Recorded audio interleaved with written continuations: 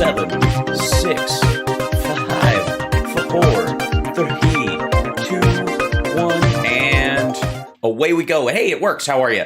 Sorry I'm running a little bit late today. It was family FaceTime. And then, of course, as soon as I sit down to my setup, I'm bringing up the software. I'm doing my kind of usual checklist. It's kind of like operating a UFO using a series of duct-taped Atari 2600s to do my show. And apparently the duct tape had started to slip because the camera wouldn't come up and the other stuff. It was crazy. So anyways, I had to restart the system, and it doesn't matter. I'm here. Welcome. It's HAL Sparks Mega Worldwide. And you're awesome for being here. I appreciate it. I think it shows taste and breeding on your part that you showed up. And also, I want to try and, from this point on, remember to not only reassure the regular chatters, but also welcome the trolls who do show up here. You know, this is one of those places where a troll can come to just kind of take a break. You know, they're keeping billy goats from crossing bridges. They're, digging deep into their magic bag of racial epithets, and they're trying to upset, a middle-aged Facebooker. It's exhausting work. They've dedicated to their life to it. Some of them are making less than the federal minimum wage. I mean, imagine being paid by the epithet and you're not even, able to pay your cable bill. No wonder they're pissed. No wonder they're just going on the, their free subscription to the Daily Wire, or their, having to dig into their Jim Baker tub of prepper pancake batter and eat it without ever having to cook any, just because they can't, their water's been turned off because they're in a dying industry. It's just sad. Anyway, so we want to welcome them here, let them settle in. They help our channel grow. They really, really do. It's a miracle that they even found this place in the haze, the fire swamp that is the internet. I managed to try as best I can to cut a path through, as you wish, and bring you guys through it safely by hearing the clicks before the fire goes off, and of course watching for the RUSs. And they live there. This is sort of more their place than it is ours. So for those trolls that do show up and get very upset because I'm crapping on Dear Leader, and I'm pointing out the fact that everything they say about Biden's cognitive decline is a defensive mechanism against Trump's obvious mental failures and all the criminality that they're like, the Biden crime family, is just to cover the fact that, Trump's up to his neck in crapped out, low-level mob garbage. It's got to be hard for them. Yeah, hug a troll. They've been through a lot, And so do I sometimes troll these folks with my clothing by reclaiming images that they try to take for themselves and yet show none of the honor, respect, or reflect the worth of those symbols? Sure. That happens. Is today one of those days? Yeah, it is. But, today might be a day where some of them, they're definitely going to be upset today. This is going to be one of those shows where they're just going to be grinding their teeth and unable to deal with the fact that they backed a pony with like fetlocks in the front and its head on backwards, and it's been given steroids to make it run faster, but it's running faster in the wrong direction. And, it's just, they backed this pony because it looked weird and looked different from the other horses. Every time you go to a horse race, all these horses are in the stall. They got a jockey on them, professional. They're pointed in the right direction, intending to win the race. I want to go for the guy who I'm backing the horse that's an outsider to racing, not a racehorse. Also never won a race. Also more of a petting zoo horse that sometimes humps the kids, quite frankly. And I'm not 100% convinced it's an actual live horse. There might be two people in a suit that aren't allowed to live within 500 yards of a school. But that's not important. The important thing is they put all their money down. They were convinced. And they've been backing this dude. And there's very few defenders left. Can you imagine being a Trump fan? Remember back in the day when everybody came to his rescue? And now even Sean Hannity's like, that was a mistake. And what do you got left? What do you got now? Tucker and Jimmy Dore? Ouch. They're lonely. They feel bad. And I can't say I blame them. It's embarrassing. We've all had that moment where you just feel stupid. You ever had one of those moments where you just feel stupid? Now imagine that as your whole fucking life. And that's the world the trolls find themselves in. So strap in, guys. I have far too many clips to do today. And the strange bedfellows that these folks are relying on is pretty pitiful. Now, let's see. The first one up, of course, let's play it safe a little bit tonight. This should be obvious. Tucker Carlson. Tucker Carlson's very upset. Apparently, they installed a mirror in the studio right next to his teleprompter, and he's realized how stupid he looks with that little crease in his forehead where he just always looks confused. Or maybe he's realized that the playing like, how is that possible? Why is the thing? Who is the that game that he's been playing for a long time, also massive fail. It's got to be, everybody feels like no matter how much you love your career, some days it feels like a job, right? Well, this is one of those days for Tucker, apparently. The title of this one is Tucker. This is insulting. You get the feeling that this isn't, and I'm sure, by the way, he's not insulted. This isn't him being insulted. He's just pointing out that the they, the them, the there, the those people, the others, the elites, the people, the not yous, they are insulting you. That's right. That's how it works.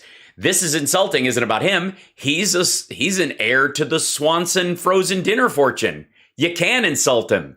He's got fuck it money forever. This whole exercise on Fox News is just ego. He doesn't give a shit about you. Are you kidding me? He's even said it. He brags about how ridiculously rich he is, and he did none of it. But, if he's your hero, I get it. I get it. All right, here we go. I'm just curious how insulting this is. Have not pre-watched this. Let's dig in. I don't even know what's insulting. Do you know what's insulting? I mean, the whole Fox News is insulting in general. Sort of an insult to my intelligence every time it's on. Dear Lord, Fox and friends. But let's find out. Good evening and welcome to Tucker Carlson Tonight. When the Russian military invaded Ukraine last month, the most highly credentialed... By the way, you know what's insulting? You know what's fucking insulting? He's been reusing this graphic that he put up before the fucking Russians invaded Ukraine to make the case that Washington is behind all this. Russia's not going to invade. Their big push. They're pushing Russia to attack. This is the war machine. You better watch out, 'cause I'm a war machine, which is one of my favorite Gene Simmons Kiss songs. I'm just saying, it's awesome. The riff itself, awesome. Yeah, and it's a Vinnie Vincent solo in it, so it's pretty hot. He's been reusing this piece of Fiverr magic for a while. In the world seem stunned by it, and that was not for... World's elite seemed stunned by Russia's invasion. Oh, the elites did. He wasn't. Was he? Does he consider himself an elite now? Is that what this is? By the way, they're not stunned by Russia's invasion. I think a lot of people looked at this when it started, myself included, and went, I don't know why this fucker thinks this is going to go well. People are stunned by how fucking dumb this is. I think a lot of people felt that way. You don't have, by the way, if you've had that feeling, you're like, this is fucking crazy. Dear Lord, I'm stunned by the amount of death that this man is willing to inflict on Ukraine for fucking what? If you're stunned by Russia invading Ukraine, congratulations. Welcome to the elite. Assuring to the rest of us, quote, we will mail you your eyes wide shut mask and your long robe. Yes, there is a hierarchy. There's a pamphlet that's included with it. You'll get one. Don't worry. Shock to many of the leading experts and policymakers in the United States, Europe, and even Ukraine. Well, leading experts and policymakers in the United States, Europe, and even Ukraine, by the way, one of them in that group was not Joseph Robinette Biden Jr. Because he was like, he's going to fucking attack, folks. Like it'll be stunning when he does it, but he's going to fucking do it. So I guess it's nice. So congratulations, you're an elite. And these policymakers who are policymakers, these people who make, I don't know, probably a decent living. I don't know if it'd put them in the elites, probably the upper 35%, those folks.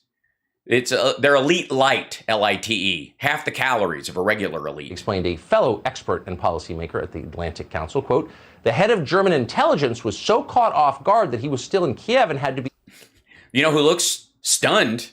This elite. He doesn't look like he's stunned. He looks clear-eyed like he's staring off into the distance. I mean, this is as close to Biden being on a Stalin-esque propaganda poster as a picture I've ever seen. I'm sure they picked it because they think it makes him look confused. Why does it look like he's stunned that he attacked Ukraine? Which side am I on? Does anybody know? Did America attack Ukraine? How long was I out? Evacuated. That's pretty weird if you think about it, because for weeks, Joe Biden had been speaking in a very loud voice about a potential Russian invasion of Ukraine. Right. And he was one of the lone voices in this, along with the members of the IC in the United States, who were going, no, they're not fucking around. They do this build up and fall back and build up and fall back and build up and fall back bullshit all the time. They did it before the last Ukraine invasion. This is that time. Of course, other Europeans were like, it would be fucking nuts. What are they? They're not going to gain what they think they're going to gain, which is true. It is nuts. It is stunning because it's dumb, because they're losing. Because everybody's like, hey, why the fuck would they do that now? The ground's about to thaw. Who the fuck rolls tanks in and the only place you can take them is roads when they know that the entire Western alliance will supply these folks with Javelin? What the fuck? What does he think? Trump's still in office? This is dumb. And it is. They were surprised by how dumb. How dumb? This dumb. Seemed ready for it. And yet it turns out that nobody in Washington, including Biden himself, really thought it was going to happen. What? And when it did happen, officials... Oh, he didn't? That's why he kept saying it's going to happen.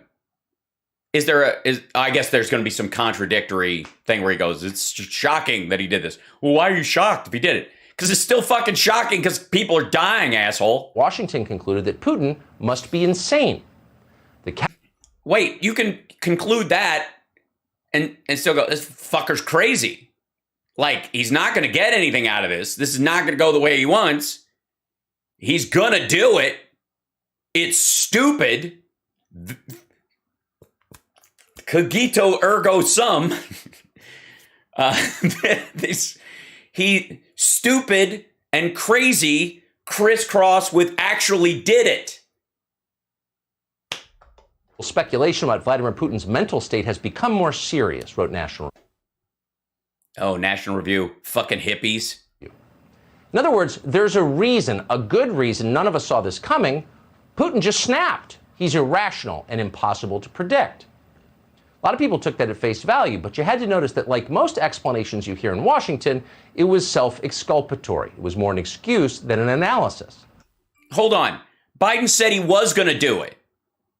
The reasoning behind him doing it and the fact that he did it is a tactical judgment versus an intellectual judgment. The tactical judgment is either right or wrong. Guy's going to walk through the door. Guy's not going to walk through the door. Here's the reasons why I think he's going to walk through the door. Everybody else thinks he's not going to walk through the door. It's that fucking simple. The guy who says he's going to walk through the door and turned out to be fucking right is right. End of conversation. On an intellectual level, why is he going to walk through the door? Well, there's no reason why he would walk through the door. He's not even coming in. He's not even supposed to be in here. There's no reason. There's no good reason for him to even walk through the door. That can be a true conversation that everybody's having while they're judging this. But you can't not give Biden credit for going, fucker's going to walk through the door. Yeah, but that would be crazy. Well, then he's crazy. Who gives a fuck? He's walking through the door. In fact, Putin may well be crazy, but it's fair to assume there was more to the invasion of Ukraine than a single psychiatric episode. Yes, it was a single psychiatric episode that's been going on for fucking years that apparently is the result of emotional, psychological, intellectual, psychosexual, and spiritual and fucking religious indoctrination damage done when he was in the fucking KGB. Who gives a goddamn? At this point, it would be nice to know exactly what it is. What happened? Who cares? No. And if he says, well, I mean, honestly, it's obviously the NATO expansion. It's the NATO. And why? Why did the Russians do this? The Russians didn't do this. This fucker gave a speech, insisted that this was happening, told his country a lie, shut off all the news media and the internet around all of his people to minimize the information they get that there weren't an imperialist Nazi regime next door. Bullshitted them into this, swooped up conscripts and people who thought they were on military exercises and sent them on a fucking invasion. That's an autocracy. What are you going to go? Is the Duma nuts? You know, nobody blames the Duma just because they had no say in the business and they're basically a puppet of whoever is in charge. You know, just like ours, because our Senate and our House never bucked the president. Not treasonous to ask that. It's essential. You can't make... Also, what the fuck do you mean treasonous to ask why he does it? Who the fuck, and I'm tired of this. I've heard this everywhere. This is Russell Brand's whole fucking take these days. If you ask the question, they'll shit on you for asking the question. Nobody gives a fuck if you ask the question. If you ask the question and then insert your own answer and pretend it was a legitimate question, it was never a fucking question. It was a pretext for your argument. You're not asking an honest question. Therefore, you are faking questioning and being complex about something so that you can insert your support for this fucker, which is wherein the entire accusation process of you being treasonous and nobody gives a fuck about it. He's not being treasonous. He's nobody cares. But it could be huge on Fox News. Do you know how small that is in the material world? Jesus. I'm not shitting you that there are a lot of YouTubers that we talk about on this channel or that we do clips about, or do clips about that have way more viewers than he does. Way more. Have way more impact. It's silly. But the reason they bring it up, the reason people are like, it's treasonous, is because you're asking questions. It's not question marks that are the problem. Question marks are not an act of treason. As a matter of fact, they're integral to the entire function of democracy. It's the illusion of a question followed by, I don't know, maybe it's this, and then insisting that it's that the rest of the fucking show. Decisions about the future without understanding what just happened. It's a prerequisite. But our leaders so far have refused to do that. They keep lying to themselves. They're imposing censorship on the rest of us. How? Yes, they're imposing censorship on the rest of us. Dude's got like the highest rated show on Fox News. This is a clip they posted on YouTube. They also play this whole show on Fox Nation. They also play clips of this on his Instagram, I presume. They definitely have a Facebook show or like a Facebook page for the show. But tell me about my censorship. Also, P.S., the dude you just had on screen. Hold on. this, let's see, here we go. Back the fuck up. This guy just shut off the fucking internet, shut down RT. DirecTV didn't shut down RT America. The American government didn't shut down RT America. This guy did. They packed up and went the fuck home. Half because they knew their storyline wasn't going anywhere and they couldn't afford to spend any of the money. You think the rubles, I mean, you're not going to be able to even turn enough rubles into cash to pay your staff a living wage in the United States. So of course everybody was going to fucking quit in mass. And secondly, even the Lee Camps of the world, as much as they'll gargle this dude's balls 89% of the time, aren't pro-Putin enough to go, well, I mean, Ukraine had it coming because of the Nazis. And you can't even if they go there, and a lot of them did, Camp and these other folks were making videos about how, well, it really is. There's a lot of Nazis in that country. You know, I mean, not in a maternity ward, but I mean, how do you know? They were basically like hedging around that, but he can't even allow that.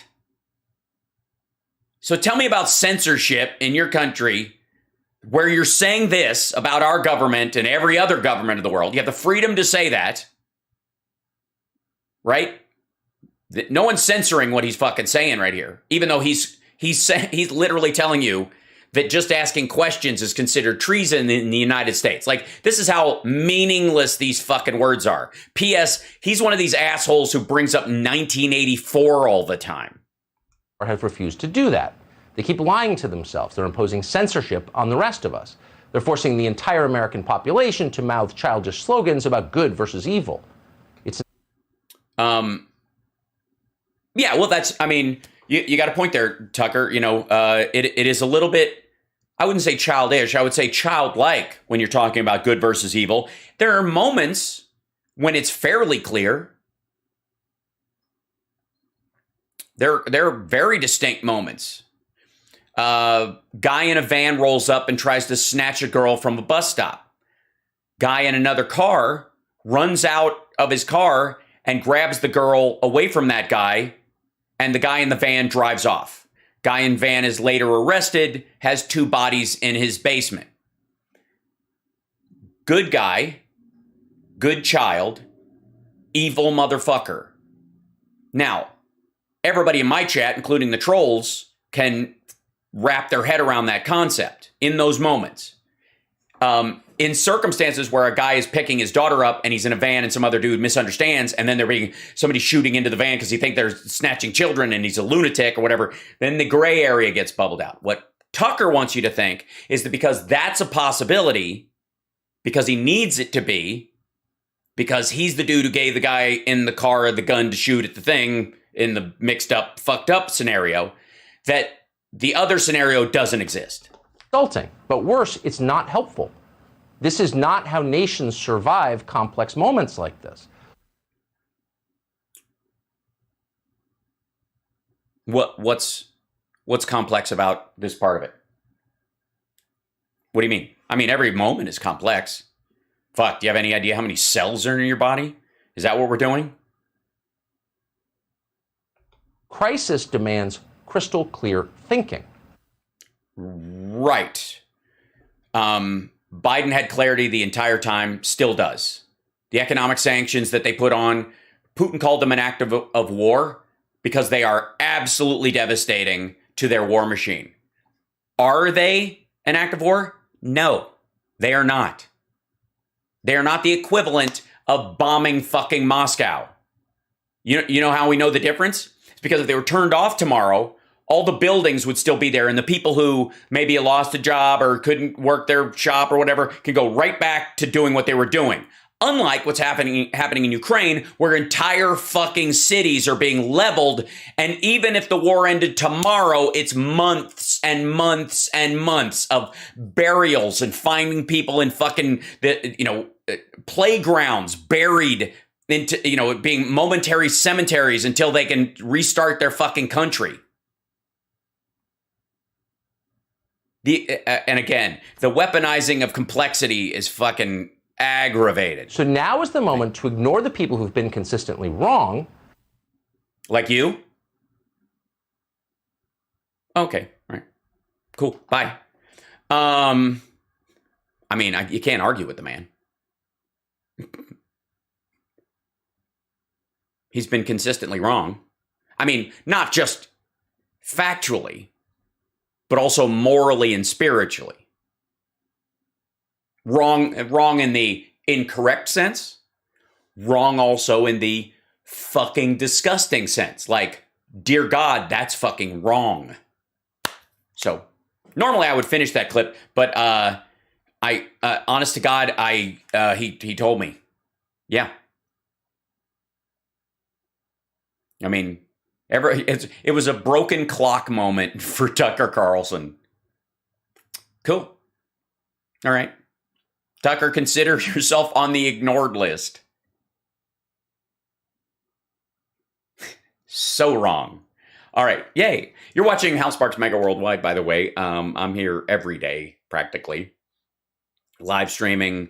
Most of the time, complete clips, unless the person in that clip tells me that it would be best if I left, and I think you're going to see that more and more. I wouldn't be surprised if like Ben Shapiro in his clips started going, if you don't like this, you should check out now.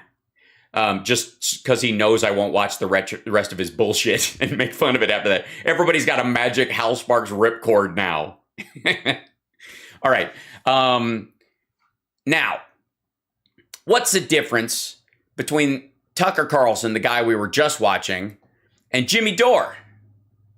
I'm pretty sure it's not reach, it's cash, right? Also, because the ego is there. Look at the title of this.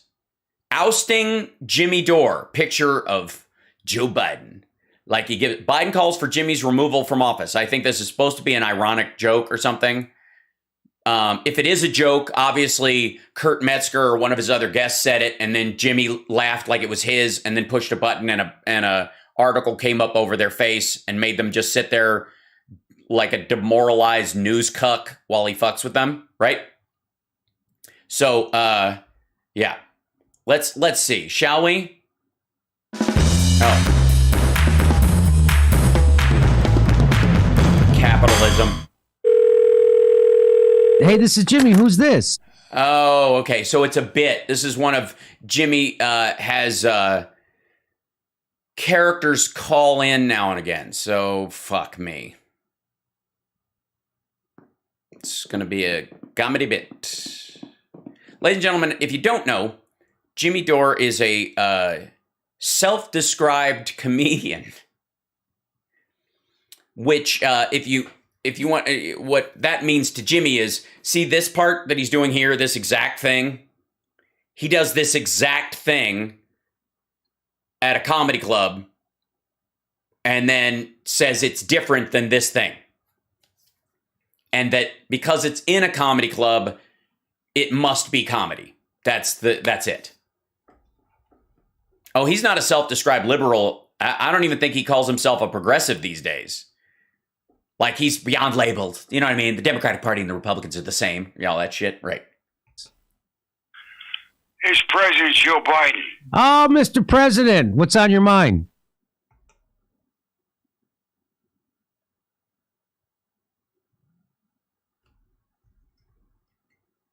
Fucking hell. This is going to be fucking torture. Jimmy, I'm calling for regime change at the Jimmy Dore Show. The fuck is in his hand? Did he pre-tape these pieces and he's letting his own response fill in this thing like he did the lines and now they're going to pitch to it? Is that what this is? Is this a remote? Oh, fuck me. Excuse me, sir. Jimmy Dore cannot remain in power over there. It's madness.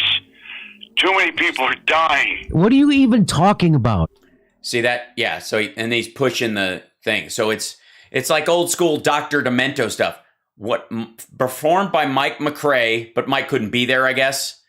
So, and by the way, this is a terrible Biden, but what do we expect?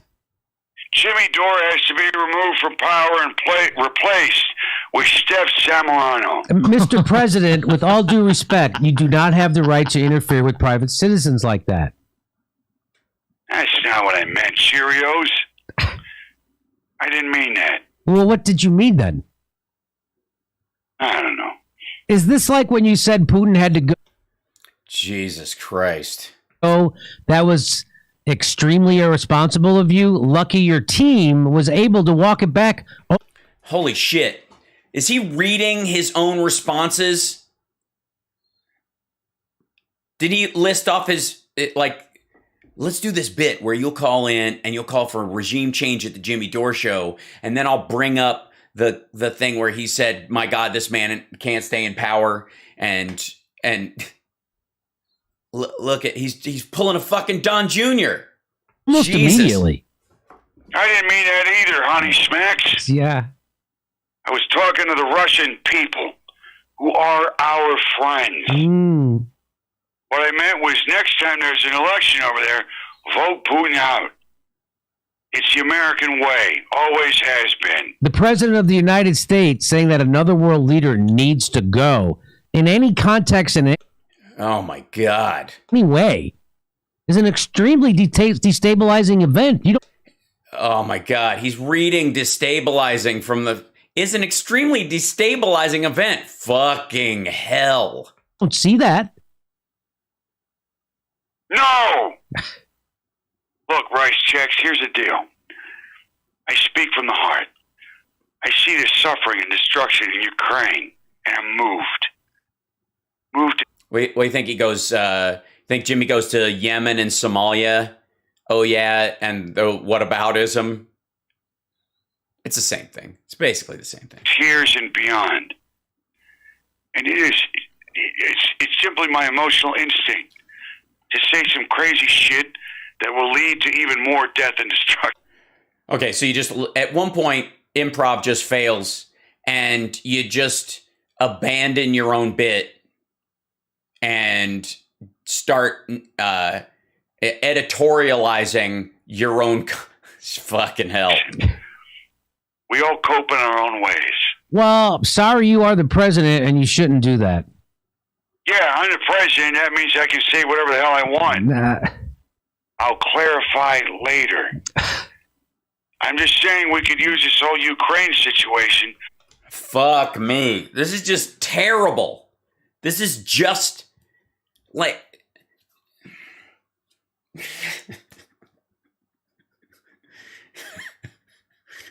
It's like...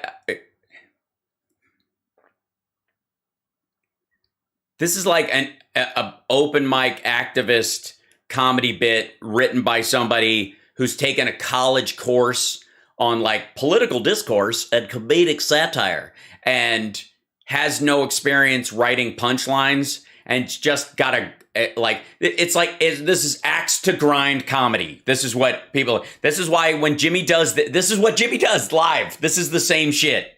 It's fucking horrifying. To fully destabilize Russia, collapse the Putin regime, and save the petrodollar. Wow, you just said the quiet part out loud, as they say. Oh, God.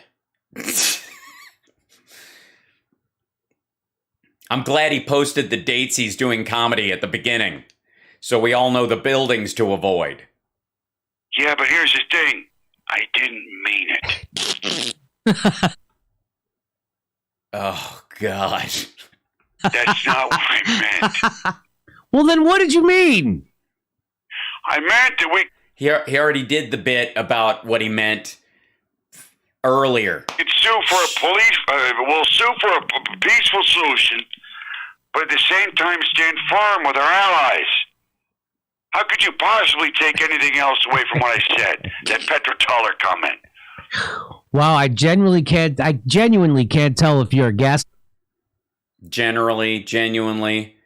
As a comedian, Jimmy, you make a shit straight man. Fighting us or just simply suffering from dementia now? Oh, okay. Ageism, old folk shit. Yeah, that's fine, by the way. Let's just go to the sort of ableist old fuck jokes. When nothing else is working, fall back to who you really are. I may have dementia, but I ain't suffering, pal. Yeah. Forgetting shit rules. Anyway, this way I get to say all things to all people. Cast a wide net with the message. What do I really mean? You'll just have to tune in and find out, Product 19. Hey, sir, they discontinued that cereal, Product 19, years ago. Oh, Product 19 is a reference to the fact that he's old. Again. So they're both doing it. Jesus Christ, this is fucking... where's Will Smith when we need him? You got... No. Even this. Well, then why do we have so fucking much of it in our pantry, huh? Tell me that, smart guy. Fat? What? Please tell me he said fat and not...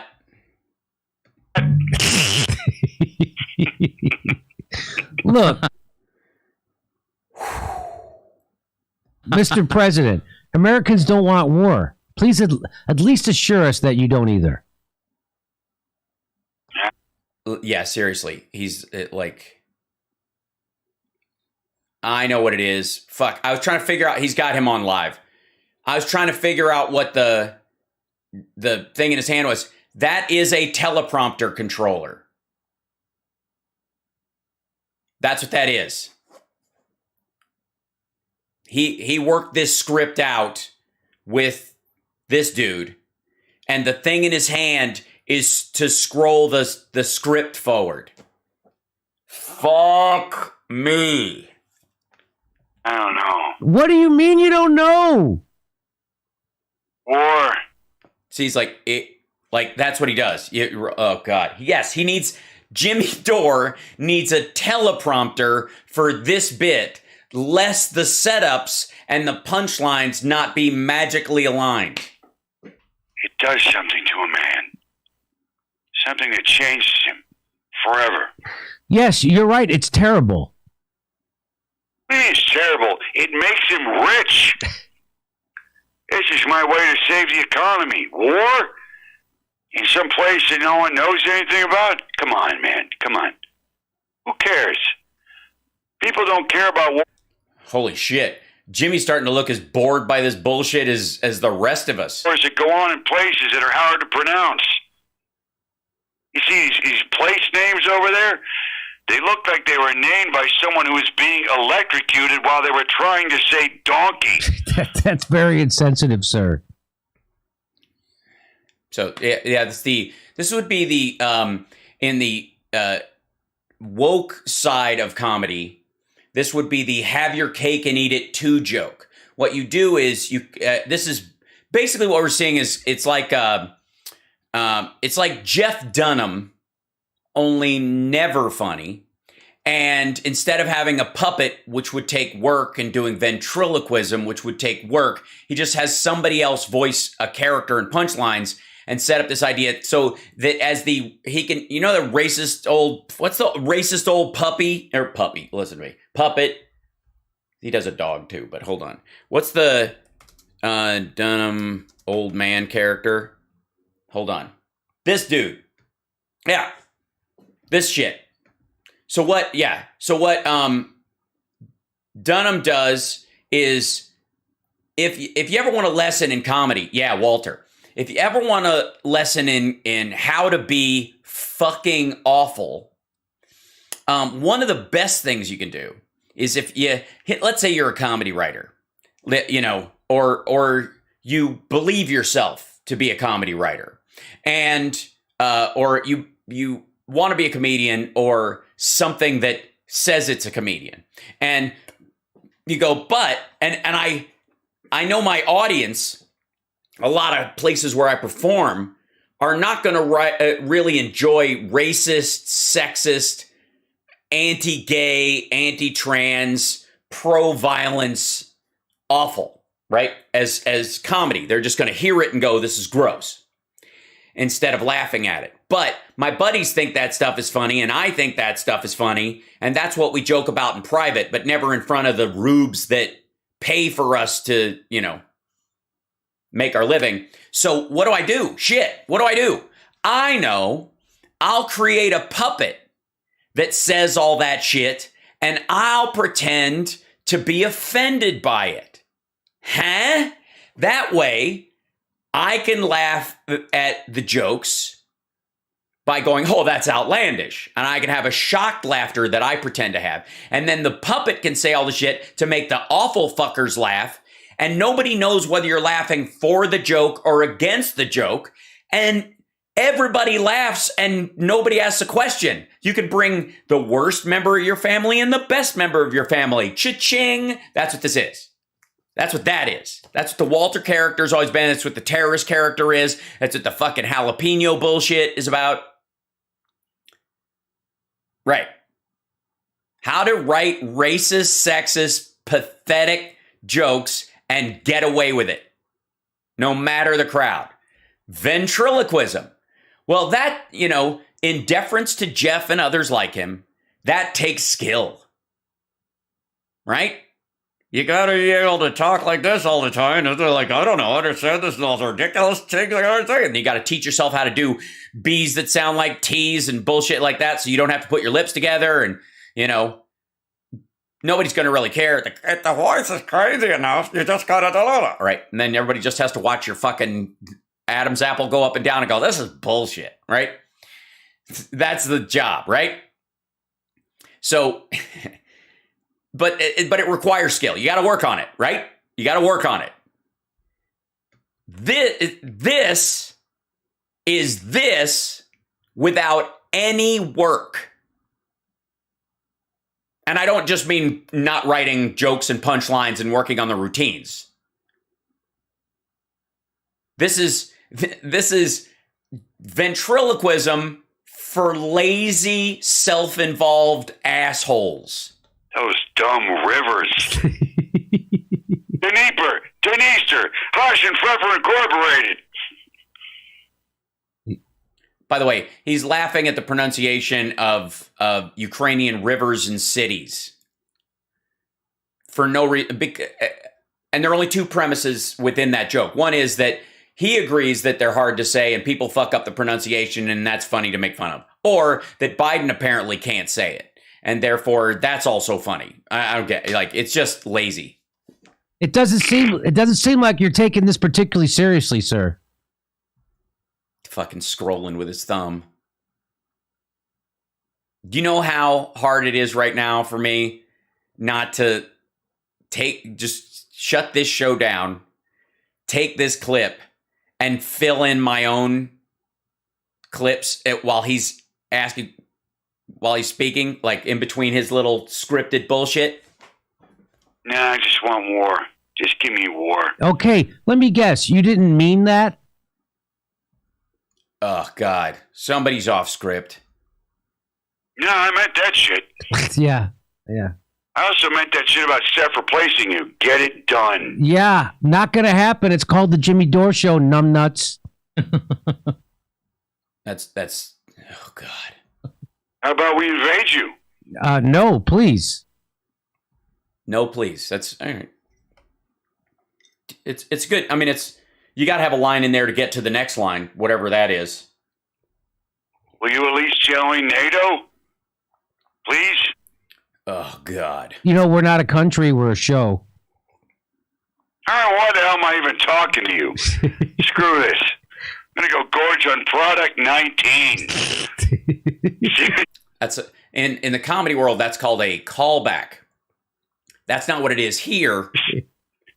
Seriously, we have like 30 boxes of that shit. Oh, it's that. Yeah, that. What'd you do? Scroll back? But how's that even possible? Who cares? Nothing matters. Joe Biden, that was great. Hey, we're doing our live stand-up. Hey, we're doing our live stand-up. Okay, first of all, not to be too much of a purist, but stand-up is one person. Comedy teams are welcome, but they're basically a remnant of vaudeville from back in the day. Knock yourself out.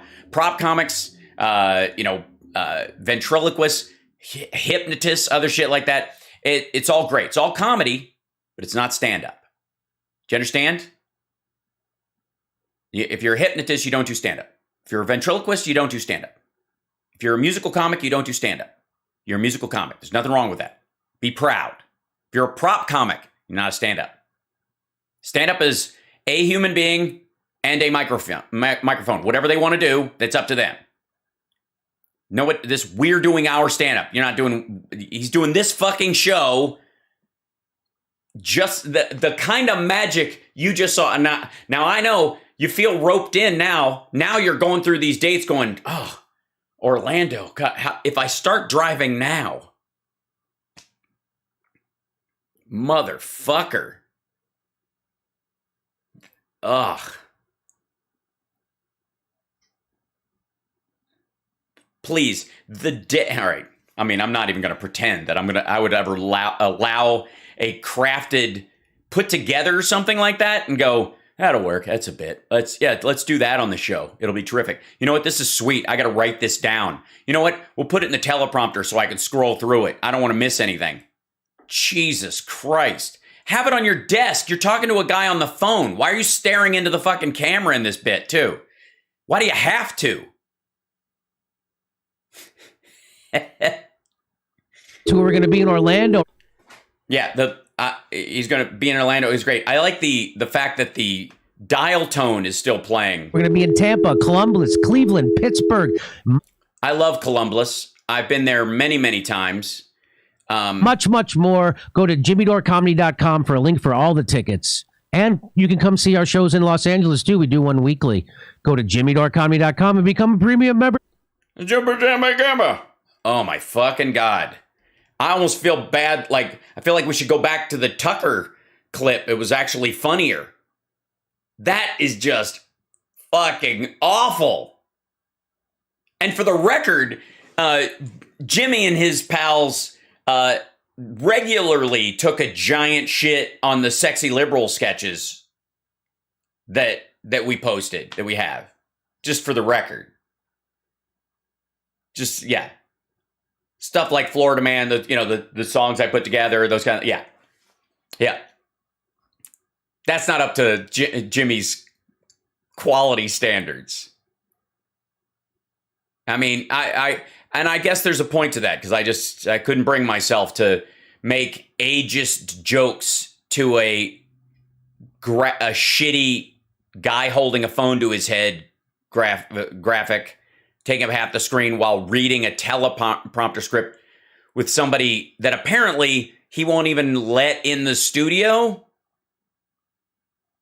And there are two jokes about your wife should basically run the show. I'm gonna knock you out and put your wife in charge of the show, which is an interesting take joke-wise on this.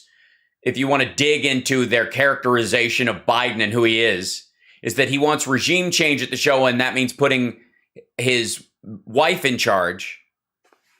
If you really were following this bit, the idea is you would take some sort of corporate comedian that Jimmy has disdain for and go, we're gonna depose you. We're gonna do regime change at the Jimmy Dore show, and we're gonna put fucking I don't know who's he thinks is a woke comedian, Patton Oswalt. Somebody that he views as sort of on the periphery, somebody who's left, but that is obviously sold out because of Ratatouille, right? But no, the Joe Biden character in this stupid fucking sketch wants to take Jimmy out and put his wife in charge, which apparently shows what a warmongering, awful human being is like. And again, this is a bit Jimmy fucking came up with whoever this dickhead is. Hold on. Who wanted credit during the whole thing. Hey, Jimmy, after that bit today, is there a way to take that graphic out? No, we put it up live, so it's stuck there. Motherfucker. Next time, Mike McRae, the next time Jimmy wants you to come on and do a bit with him, Ask him not to put it up afterwards, and he can credit you afterwards, but at least you can use it if it doesn't suck butthole like this. And if it's like this again, at least your name's not all over the goddamn thing. But what ageist jokes and the idea that Biden is so warmongering that he wants to put Jimmy's wife in charge of the show. What the fuck? And that's the thing. Yes, Jimmy wrote that with this asshole or talked it over. And it was important, by the way, to Jimmy that the joke be not that the regime change at the Jimmy Dore show puts somebody, some hack liberal like me in charge of his show, right? But puts his wife in charge. Think about just like the light psychology, the light psychoanalyzing that you can do about this crap. That's what Jimmy thought was funny. That was the most ludicrous concept that Jimmy could think of coming out of Joe Biden's mouth in terms of stopping Jimmy from being the head of his show. I know I'm reading a lot into this, but he fucking wrote it. He thinks it's funny, which is, god damn. But also, what does he think is funny? What's his sense of humor? What does it show you about a person, the kind of jokes they write? I'll give you an example. So some of you guys know when I do Ficus, the character, I grew up in Kentucky, okay? Hold on, let me bring up Ficus if I can. Ficus, you want to say anything? Yeah, man, I just wanted to pop in here and say, a lot of people think it when Hal's making jokes about, country people doing me or whatever. Like, he mixes back and forth between, like, my support for Donald Trump, and I think he was a great president, and also the fact that I am sometimes, quite frankly, confused by the amount of bullshit that comes out of this man's mouth, and I can recognize, as much as I may love Donald Trump and where hey, America first sounds great to me, MAGA all the way, it just don't sound MAGA to me. You know what I mean? Like, most of the most anti-MAGA shit I've ever heard sometimes comes out of fucking Trump, and I don't even know how to deal. So when I do, there I am. When I do that character, some people will think I'm just mocking rednecks, and other people recognize that I grew up around people like that. I used to have an accent like that growing up. I know what the fuck I'm talking about, and I also know the mix of,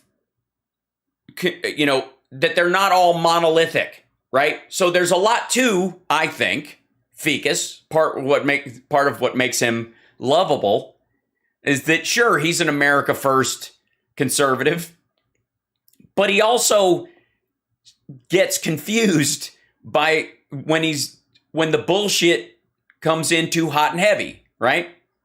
It's a fun character to do for that very reason. That's why I like him. Yeah, I did. I sneezed a couple shows ago as Ficus. It was funny watching him sneeze. Yeah. I also don't know what he's going to say before he says it.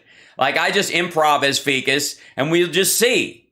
He just reacts to shit. I just let the character do what it's going to do. It's really fun.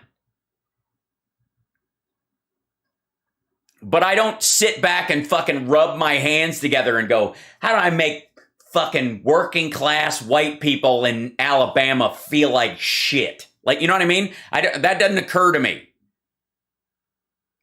And I'm from the South, so I can fuck with the South. That's usually the general rule, right? If you're from there, you're allowed. You gotta pass. Because I know like I said, I grew up around it. I know what the fuck I'm talking about.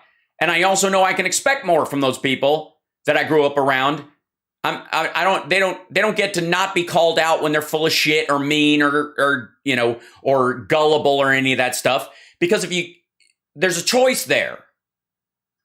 And these are my own sort of comedy rules, my own, my comedy ethic, as it were. And everybody breaks their comedy ethic every so often, and either you retract back into it, and after you think it over, you go, that joke wasn't quite right, and and you regret it. You just don't do it again, that kind of stuff. You know what I mean? But in general, and that happens usually when you're improvising and you're going with a moment, or you're reacting to something and you're playing a character, and it's a question of whether the character would say or do something, and you just kind of go with it. That's wholly different than fucking sitting down with some fuckhead and just writing kind of a bitter, hateful, shitty take piece and then telling everybody that it's funny by saying I'm a comedian at the beginning and then I'm a comedian at the end. Right? It's fucking absurd. Yeah, or slap somebody, right? Which is never an option. Fuck Will Smith's bullshit. You don't slap somebody for a joke, ever. Words are not violence. Anybody who tells you words are violence is committing an act of violence on you.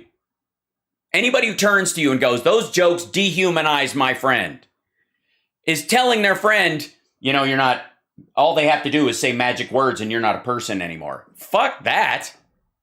You don't ever say that to your friend. If somebody makes a joke at the expense of someone that you care about, you don't go, that's terrible. She's very sensitive. He's very sensitive about the fact. They're very sensitive about that thing because, they're weaker than us. It's not fair. They don't understand jokes. Like, you can watch them turning into a pit. Or hold on.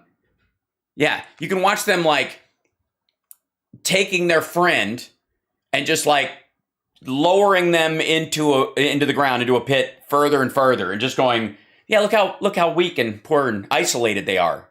You're like, I was your friend. Why'd you put me down here? You should be coming to my defense. Going, that's not fucking true. Don't let them bug you. That's what you do. Don't tell your friend those words are hateful and they mean ill. They're trying to kill you. Jesus Christ. No. So, and anybody who turns becomes violent over a joke is essentially not saying I'm defending my friend by taking up violence to defend their honor against the joke. You're saying effectively they have no honor and that joke is hurtful because that person can't take it. I'm gonna throw myself in. It's a violent virtue signal that also says to the world, the person I'm defending is too weak to stand up for themselves. And all the part about him defending his wife and all the part about him calling out Chris Rock's shitty joke, which it was, could have all been done without physical force. And it would have succeeded. We talked about this on the morning show. Anyways. Quite frankly, I think this was more offensive than the slap. At this point. There's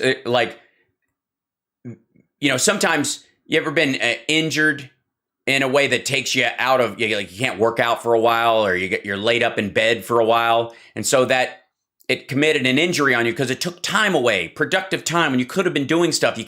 You want to get up and you want to do laundry and normal shit and you can't because you're just in so much pain, because it takes time away from the things. That's what the violence was. It's not so much the injury was the physical thing. That just, you get over that fairly quickly. It's the fact that it takes time away from you.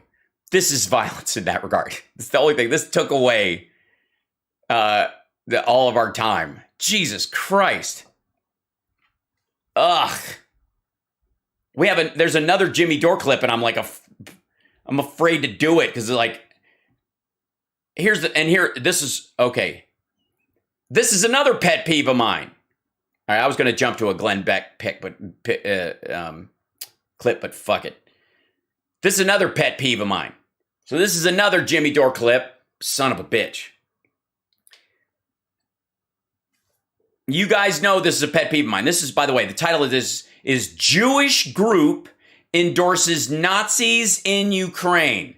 Now, I'm certain that is materially and specifically true. It's not that they supported the Azov Battalion, which has 8% dudes who are, who show up at Nazi meetings and shit like that years ago, and that they've been slowly brooming them out and yada. No. These guys, they don't like the Azov battalion. They're supporting specifically the 8% of Nazis that are in that group, according to this. And this is one of the things, fucking hell. Jewish group endorses Nazi Ukraine. You can't make this up. I'm curious what this says because I'm guessing you can, and he did. Also, you can make up anything. I don't judge the outlandishness of reality based on somebody else's lack of imagination. Now, having just watched that bit with Jimmy Dore, if we can even call it a fucking bit, Jesus, it's awful.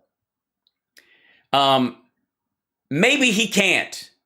Maybe Jimmy looks at something and goes, you can't even make this up, because he literally can't make shit up. He's incapable of making things. It's like a massive lapse in creativity in this fucker. And by the way, this dude, I'm like, is it a skinhead Jewish person? Is that the point we're trying to make? I'm like, you piqued my interest, asshole. Knowing this. Jesus Christ. Simmer down. It's like this place seems nice, though. Disco bar. I want to open a disco bar. I think we should put disco bar on the beer. I graduated from disco bar. Yay! Disco bar.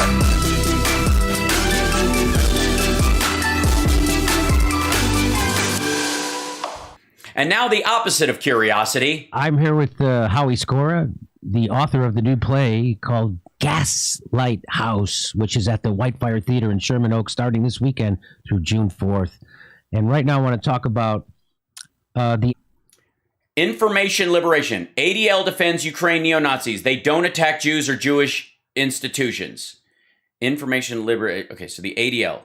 Christmas information liberation. Okay, hold on. We'll find this. Hold on. I'm sure word for word it makes sense, but you know me.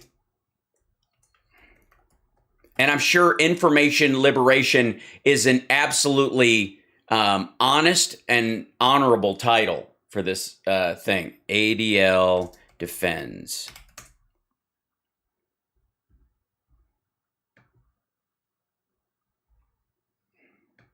This is the article. Russian ruble recovers nearly all post-sanction losses. Also a story. Hannity, nuke Russia off the face of the earth if they use WMDs. We can't cower in fear over mutually assured destruction. Biden signs anti-lynching bill, ignores lynching of New Orleans grandma Linda Fricky just last week. What the? Oh, because she's white. 'Cause the idea that she was lynched, it wouldn't count. What the fuck? What do you mean ignores? Linda Fricky, RIP, 73-year-old grandmother, carjacked, beaten, lynched by 14s in New Orleans. Oh, I see. She was, this woman got her arm caught in her seatbelt as they drove away with her car. It tore her arm off. She died. I believe that's the story. Information liberation is, this is a huge right-wing talking point. This is all like, black teenagers are monsters and they're roaming the streets. That's the whole story around this, right? That this grandma was lynched. Of course, first of all, this wasn't racial. They stole her fucking car and they had total disregard for human life. That's not lynching. They didn't hang her. She got stuck in her, like, this is just gross. I mean, maybe she was beaten and lynched. Maybe this is another story entirely. But I'm pretty sure that's the one they're talking about. And by the way, on this site, what's the ruble recovering is the most popular story. Information liberation. Okay, let's see. Analysis, video, latest comments about content. Okay, who are we? Founded in 2005, Information Liberation is an independent news and commentary site dedicated to pursuing the truth wherever it leads. Without apology and without care for being politically correct. That's, how to use our site. Go there and read the shit. Analysis, catalog of original there. This is a catalog of all our original commentary. Can be reprinted in full at will. DM say you can use this stuff all you want. All original information, article CC 4.0, privacy policy, and the about is the same fucking page. Yeah. That's not about. I don't know who the fuck you are. Who started it? Who's on it? Let's see. Contact. Maybe the contact will tell us. Oh, that's not going to happen. There we go. Hold on. Stop. That opens up your email. That's fun. No, don't cancel. Don't save. I can open my mail on the craziness. Luckily, dummy email comes up automatically on mine. You're welcome. But so that's, you hit contact and it automatically opens your email. That's not suspect at all. Latest comments on Discus. Let's see.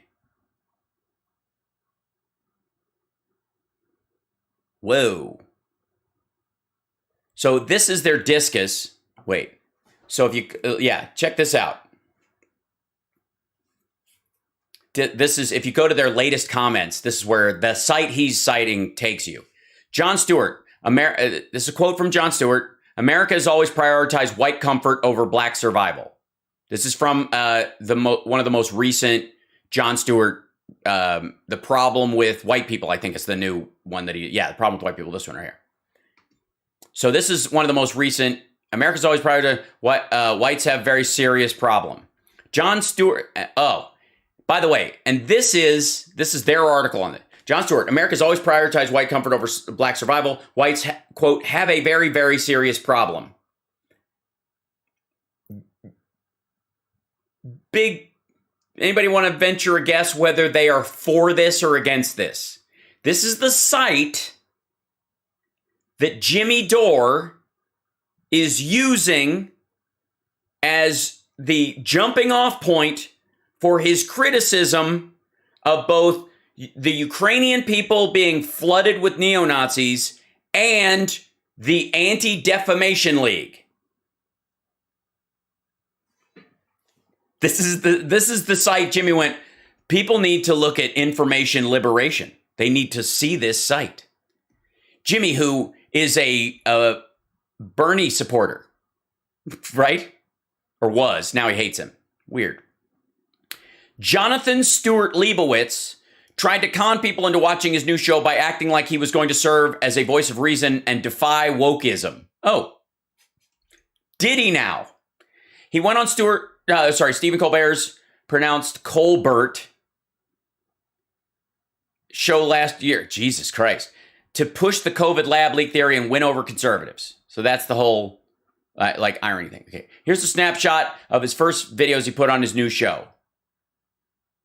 Themes were dick jokes, self-flagellation, standing up for veterans, and standing against war. Here's what his show is like now. That means, by the way, this dick jokes, self-flagellation, standing up for veterans, and standing against war is all what they consider modern conservatism. Okay.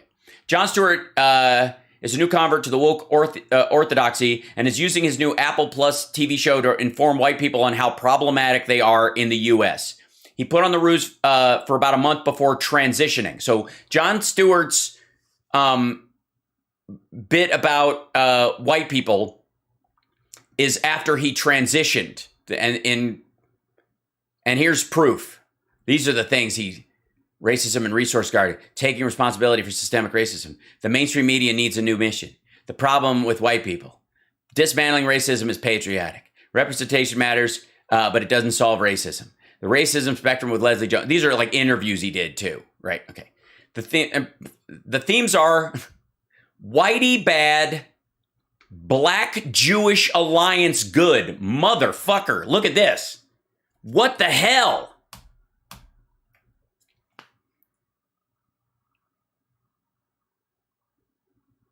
This is the site. What the fuck? This is the site that Jimmy Dore is using. Look at this. He's referencing this site. Have you guys ever heard of this fucking place before? I've never heard of it.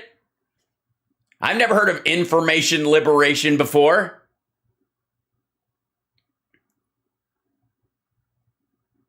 Hey, honestly, you gotta like be on.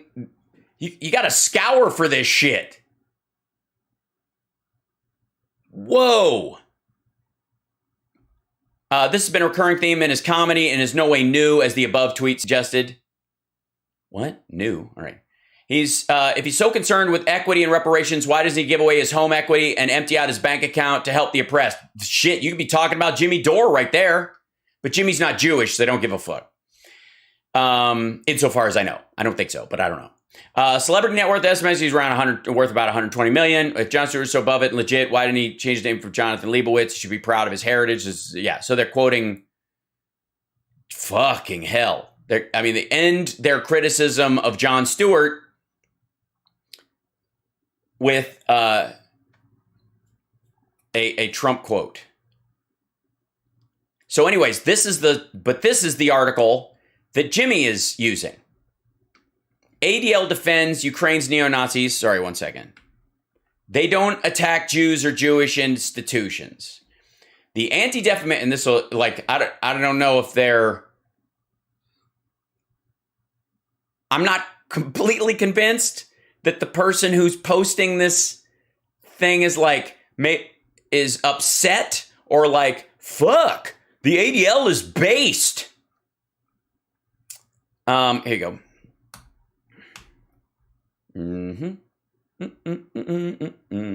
The Anti-Defamation League, the leading pro-Israel lobbying group in America, published a Q&A defending Ukraine's neo-Nazi groups on the grounds that they don't attack Jews or Jewish institutions. In an article, Why is Putin calling the Ukrainian government a bunch of Nazis?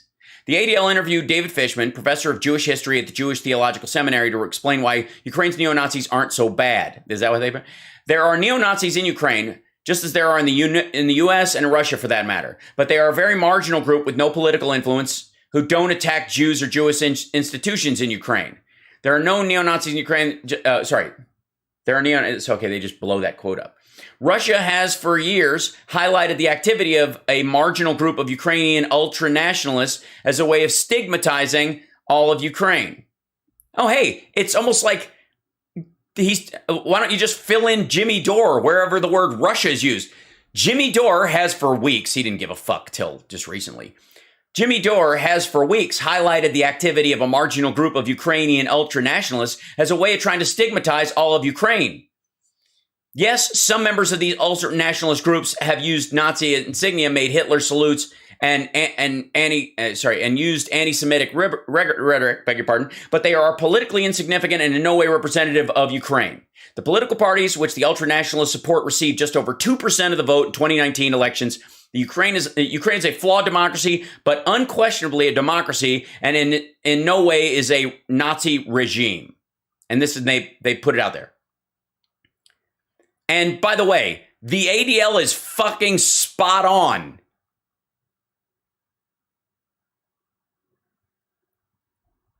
I can't wait to see how this motherfucker tries to turn this into a gotcha.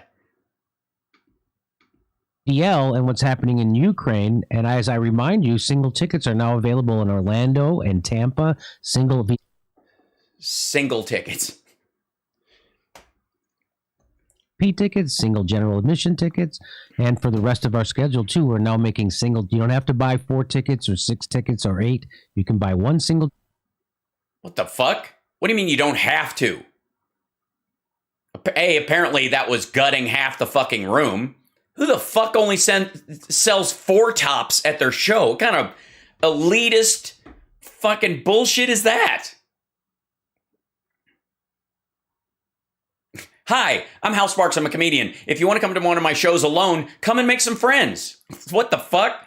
If you don't have any friends or your friends aren't available, stay home and be sad, because I only allow groups of 4 and 6 because I cut a deal with the kitchen so that I get a slice of every table because they put an automatic gratuity, so I get an extra 3%. To come see a live Jimmy Dore show, go to jimmydorcomedy.com for a link. Yeah. Oh, yeah. But I'm fucking chomping at the bit. All the tickets. And so we've told you that Ukraine has a lot of Nazis.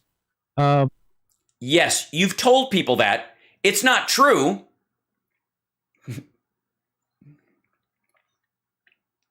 Baked into their military. Official. Baked into the military. No, they don't. It's not. They don't try to hide it. And by the way, and what he's saying is they took the Azov battalion and they incorporated them into the official Ukrainian military. They did that with all the militias, fucko. They formed a National Guard. The Azov Battalion, which again had 8% people in it who associate themselves with Nazis and that kind of shit in that region, does not mean that the other 92% can never officially fight for their country or work as volunteers when there's a fucking flood. Because Jimmy Dore thinks, well, 8% Nazi, you just fucking flush the whole goddamn thing. Because he obviously doesn't believe that, or he wouldn't be citing information liberation, which apparently felt completely justified in warning us about Jon Stewart's, where is it? The themes in his show that are whitey bad, black Jewish alliance good. What do you think the kill ratio is over at fucking information liberation, Jimmy? Christ. Groups of Nazis. The Azov Battalion is one of them. No, they're not. And there's lots of Nazis that are embedded in their government also. And no, they aren't. They're after the Euromaidan, in the first election after Euromaidan, the right-wing party associated with the neo-Nazis that had control, by the way, when Russia was puppeting the country, when Yanukovych ran the fucking country as a puppet institution for Russia, magically there was like a third of the fucking government that were associated with neo-Nazis. 27 seats, or like I think 31 overall, right? Yeah, there were 31 seats that were associated with these hyper right-wing ultranationalists that had alliances with these neo-Nazi groups. This is when Yanukovych ran it, who was the pro-Putin dude, the dude who fled the fucking country and now lives in Russia under the protection of Vladimir Putin. Yeah. By the way, and him leaving, Jimmy calls that an American-backed coup. Now, Yanukovych, while he was running things, a third of his fucking government is associated with these right-wing ultranationalist neo-Nazi fuckers. When he split and they got the next president in there before Zelensky, those guys got wiped out in the election. They went from 31 seats to 4. 4 spots in the government. Now they're less than 2% of the entire military. They've been brooming these fuckers out. Now, would it strike you as odd that when Russia had more control over Ukraine, there were more Nazis? And as Russia has lost its grip on Ukraine, there are fewer Nazis. Now, Russia is using the idea that denazification is one of their big purposes for going into Ukraine, right? We got to go in there because there's Nazis there. You put them there. That was one of the ways that the Russians could undermine the area. Let these go. Instead of putting these neo-Nazis in jail like we do with Peckerwoods over here who do shit, they drop them off in Ukraine and go, you can fuck around over there all you want, but if you come over here, we're going to kill you. And then what those guys do is align with other people like them and kind of grew that entire organization. They were allowed to run fucking free.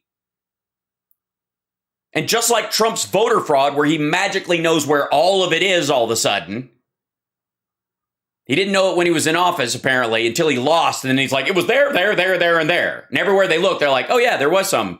And Biden got more votes and you lose some. Same shit in Russia. The Russians are like, there's Nazis here, here, and here. Like, oh, you mean the end of the fucking bus route? Get fucked. They have been losing power in this country ever since Euromaidan. And Jimmy wants you to believe that Euromaidan was an American puppet act and that Russia has every reason to be afraid.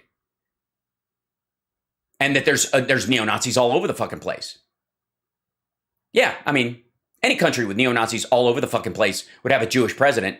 Hence, I suppose, why this asshole had to scour the internet for an anti-Semitic website, an anti-black website, that would post a headline like this as a gotcha, like, aha, We need to give Jimmy and his asshole friends some ammo articles because they can't find it in any legit news sources. And so that's not a Putin talking point. People think, oh, Putin says that as propaganda. No, that's for real.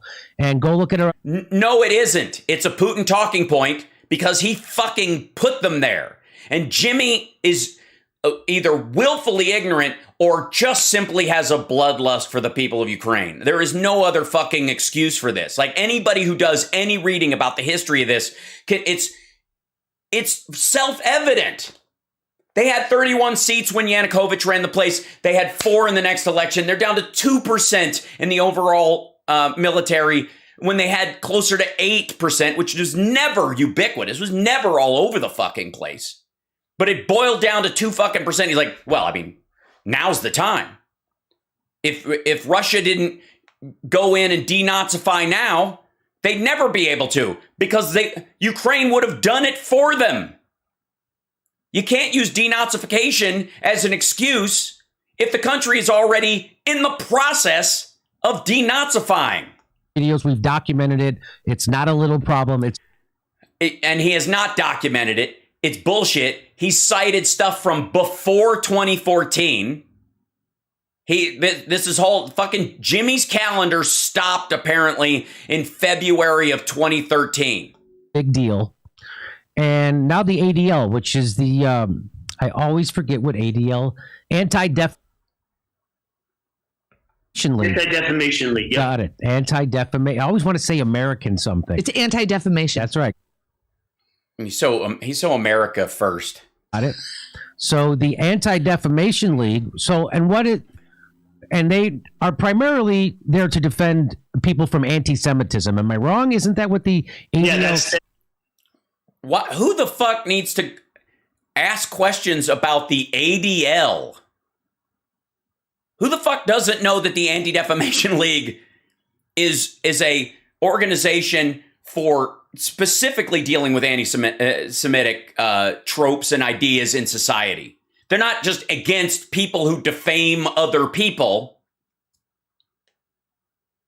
So fucking weird. Who has to ask? That's their whole shtick. That's what they started as. It was. Yeah, the ADL, that's their shtick. The Anti-Defamation League has a shtick. If you're not familiar with the term shtick, it's interestingly enough, it's a Yiddish phrase for comedy bit. And the Jewish organization, right? Yep. You know what kind of fucking, like, Play-Doh fucking balls it takes to say shtick about the ADL? In an article, by the way, that's like the quotes, they act as if what they're saying is bad, but everything that the ADL is saying in that is absolutely fucking measurably true. Okay. So that's why this is ultra ironic, because. Yeah, it's ultra ironic that a basically white supremacist website is being quoted as a source about the Anti-Defamation League, whose shtick is apparently to defend Jews from something. I mean, does anybody care? And Jimmy is using them as a source to point out that there are neo-Nazis in Ukraine, and therefore Putin is justified in strafe bombing the fucking country. The ADL is defending Ukraine neo-Nazis. They, quote, don't attack Jews or Jewish institutions. So that's how corrupt the ADL can be. What the fuck?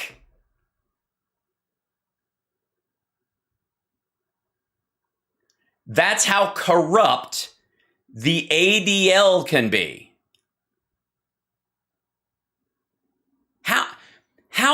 How far down in shit do you have to dig to come up with this as an attack point on the Anti-Defamation League because your bullshit narrative about Ukraine being flooded with Nazis, so Putin's completely justified in fucking shelling maternity wards because America bad? What? Well, as a Jew, I'm relieved to hear that. That's I think that's sarcasm, I suppose. That they're the good kind of Nazis. I'm so glad they're distinguishing that. They're the safe. By the way, he has a show called Gaslight House, I guess, which is the name of his play. And I guess politically he's in line with whatever Jimmy says. I don't know the dude and I don't know his show. See it if you want to. I have no skin in that game. But I find it fascinating that it does not seem, does not seem. I'm curious if they quote the article at all and not just Jimmy found this headline and wants to share it with this dude because fuck Ukraine, it's all Nazis. Nazis. You can't. That's why they're Neo. Can you get crazier than this, Howie? I mean, as a Jewish. Oof. Did you ever think you would see a day where the ADL? They didn't teach us about good Nazis in Hebrew school. They really didn't. They said Nazis, bad. That was that. Nazis, bad. Very simple, easy lesson. Okay, so he's going to bring it up. He'll cover this dude's face with the article. And this is also one of the most, cucked up fucking things. How long has this show been on and this motherfucker can't come up with another way to show himself, the article, and the other person? No one can be on screen if Jimmy's on screen, if he wants to read something. The Anti-Defamation League, the leading pro-Israel lobbying group in America, published a Q&A defending Ukraine's neo-Nazi groups on the grounds that they don't attack Jews or Jewish institutions. Well, by the way, this is, he's reading from Information Liberation's characterization of the Q&A.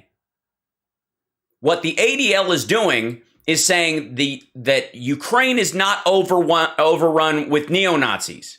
They are not even a violent assaulting attack force that is materially involved in government or in the or engaged in shelling places. They're just peripheral assholes. They are technically a marginalized group within Ukraine, like they are in the United States or other countries where you have freedom of speech and some speech is awful but legal. This is, hold on one second. We go back to this. This is the, where are they going? Intel claiming Putin misinformed on war as part of information war campaign. Yeah. Biden signs anti-lynching bill, ignores one. Okay, blah, blah, blah. He wants to nuke Russia. Where is it? Yeah, here it is. This is this guy Chris Menahan's characterization of the Q&A. That's not what the Q&A was about. They're answering questions about people going, wait a minute, there's Nazis in Ukraine. And so Jewish people might go, fuck, there are? Is there any truth to this? And so the ADL is going, no, they're using this as a predicate to kill people and allow for the killing of, and quite frankly, hit squads to be sent after one of the most predominant Jewish presidents in free Europe. They're not good at their jobs. What can you say? Maybe they're lazy. They're just, yeah. Oh yeah, maybe they're lazy. Maybe they just don't have the time in their day, or they don't get up early enough to go check fucking right-wing psychotic websites that warn us all about the black Jewish problem in America. They're just going after who are they going after mostly? Just the gypsies? Who are they going after? I wouldn't. That's a regular Nazi joke, I suppose. I honestly wouldn't know how to be a Nazi that doesn't go after Jews. It's just like it takes so much off the to-do list. Well, they've been going after the Russians. By the way, I'm starting to understand why this asshole show is called Gaslight. It's in the eastern Ukraine and the Donbass. That's what those Nazis in Ukraine have been doing. They've been shelling them for 8 straight years, and they've killed 14,000 civilians. No, the Ukrainians have not shelled 14,000 civilians in Donbass. Russians in that area have been systematically wiping out Ukrainians in those areas as they seize those territories. There is an active war zone going on. 14,000 people have died in that conflict. Do you think the Russian separatists who are taking that over, who are invading the country from Russia to take more of Ukraine, which was always part of the fucking plan, which is playing out right now, do you think those people are like, you prefer being Ukrainian? Oh, that's cool. We can share a flat. They fucking kill those people. Those are the civilians. The Ukrainians are not strafe bombing Ukrainians. Which is what led to the Putin's invasion. So yeah, that's what led to it. Yeah, it was just a bridge too far. He was worried about 14,000 civilians over fucking 7 years getting killed, and he killed that many people and still wasn't able to take over more of the country, so he had to keep invading. I don't even know what the fuck the logic is in this. Really off-brand. It's just really off-brand. That's all. in an article titled "Why is Putin calling the Ukrainian government a bunch of Nazis?" the ADL interviewed David Fishman, a professor of Jewish history at the Jewish Theological Seminary, to explain why Ukraine's neo-Nazis aren't so bad. Again, that is the characterization. Russell Brand does this shit all the time, where they take the characterization of the assholes in one particular site and cite it as an actual source, as opposed to, this is just like, if Jimmy wrote this article, this is what he would write. It doesn't make it more true, and it's not more reflective of what's actually there. But watch out for this kind of stuff. And again, I tell you guys, when you see a headline and they start doing stuff and you read down go into the third paragraph, sometimes it's the fifth or the seventh, depending on how small. Bite-size media websites, oftentimes you go 5 or 7. This is the site. There are neo-Nazis in Ukraine, just as there are in the U.S., and in Russia for that matter. But they are a very marginal group with no political influence, and they don't attack Jews or Jewish institutions in Ukraine. Russia has for years highlighted the activity of marginal groups of Ukrainian and ultranationalists' way of trying to stigmatize all of Ukraine. That's what Jimmy is doing. That is literally what he's doing here. And this fucker from Gaslight Butthole, whatever his show is. There are neo-Nazis in Ukraine, just as there are in the United States and in Russia for that matter, but they are a very marginal group with no political... Jesus Christ, just read it. This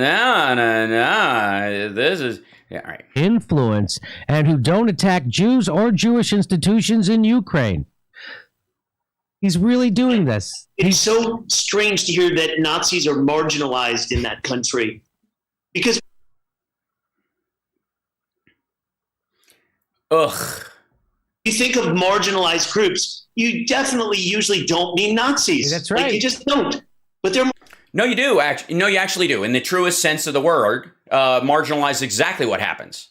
When the Nazis marched in Skokie, the entire community marginalized them. They closed their drapes and paid no attention to them. They let them live on the margins because we live in a free society, but they do not participate in polite society with that bullshit because they can't get away with it. They are truly marginalized.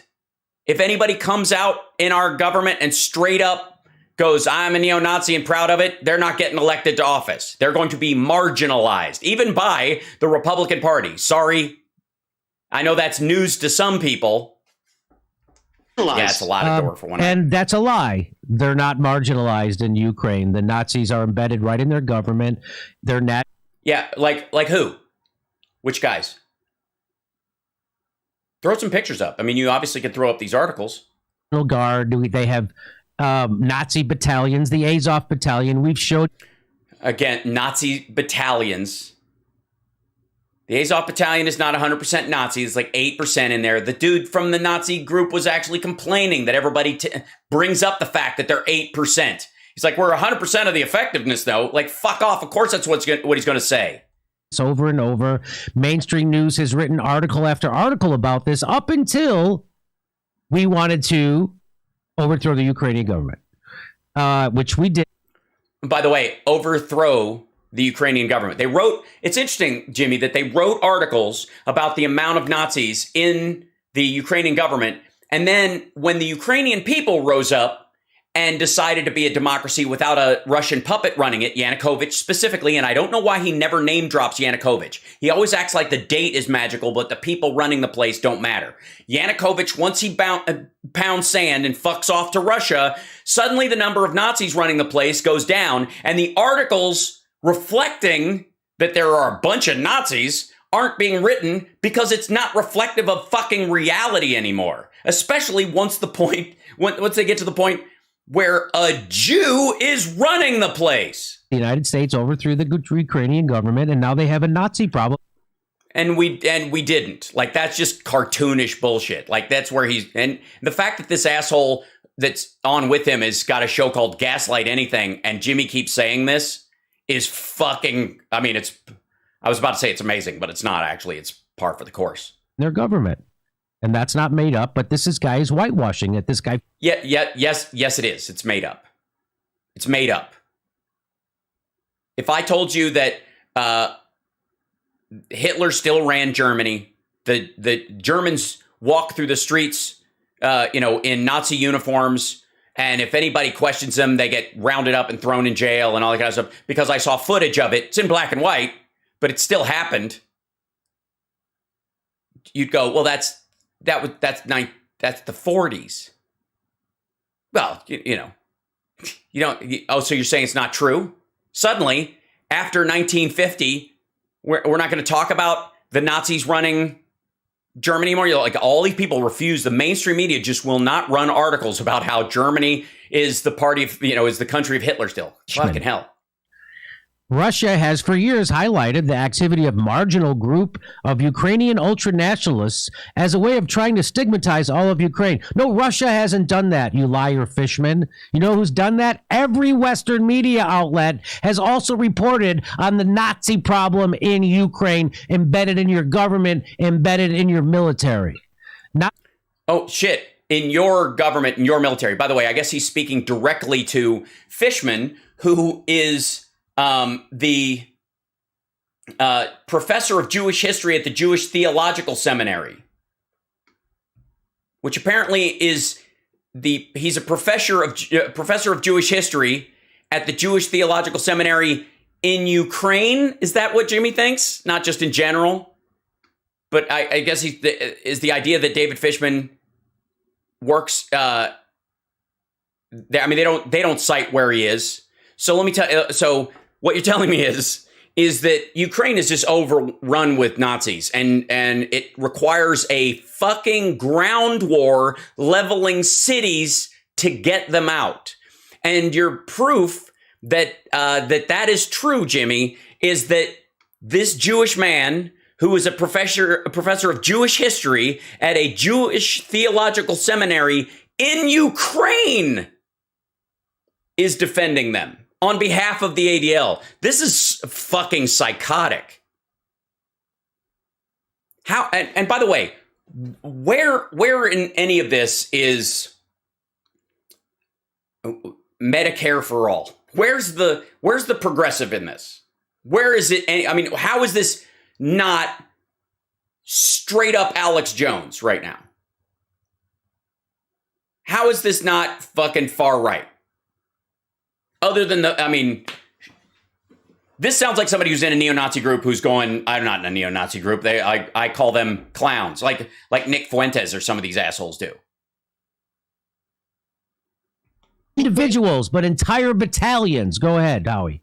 Well, Again, entire battalions. The Azov battalion is one battalion, but suddenly it's battalions, plural. Also, the Azov battalion is not 100% neo-Nazi. There's like 8% of the members that are supposedly like that. But all of them have got to die because Putin right about 8% of less than 10% of the fucking country, but they're marginal. Good Lord. I call them a clique. Like, aren't they? They're a clique. They're a clique. It's just nicer.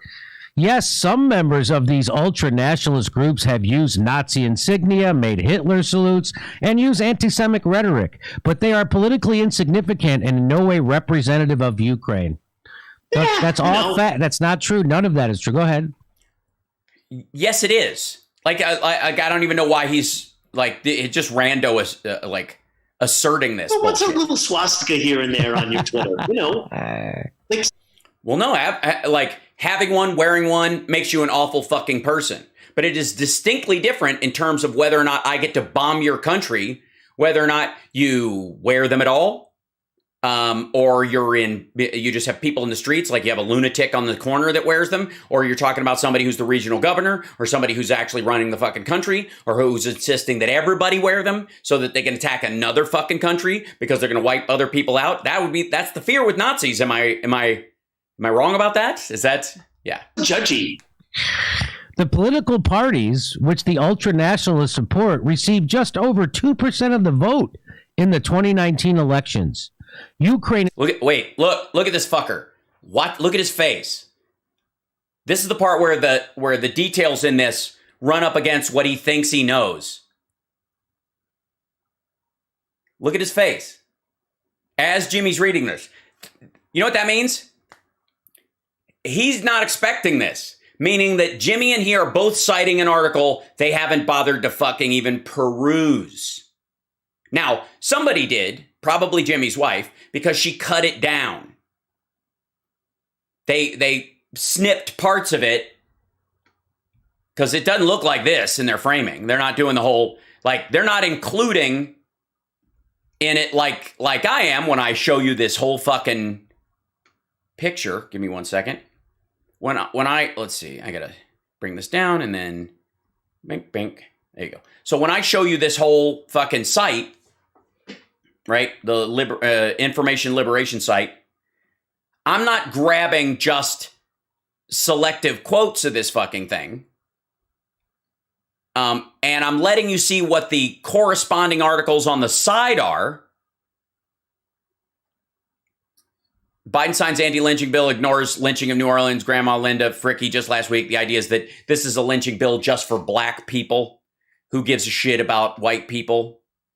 This is the other article. I wonder if Jimmy's going to read this part. This is another Chris Menahan piece. This is the same guy. I haven't seen this before. Have you? No.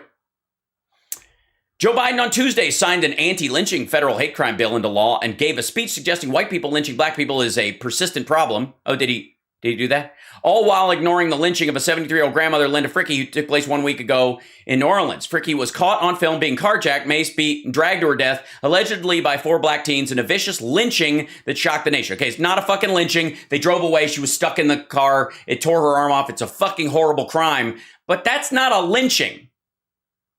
Because a restraint was involved or she was stuck, they didn't take her out into a field and hang, like, what the fuck?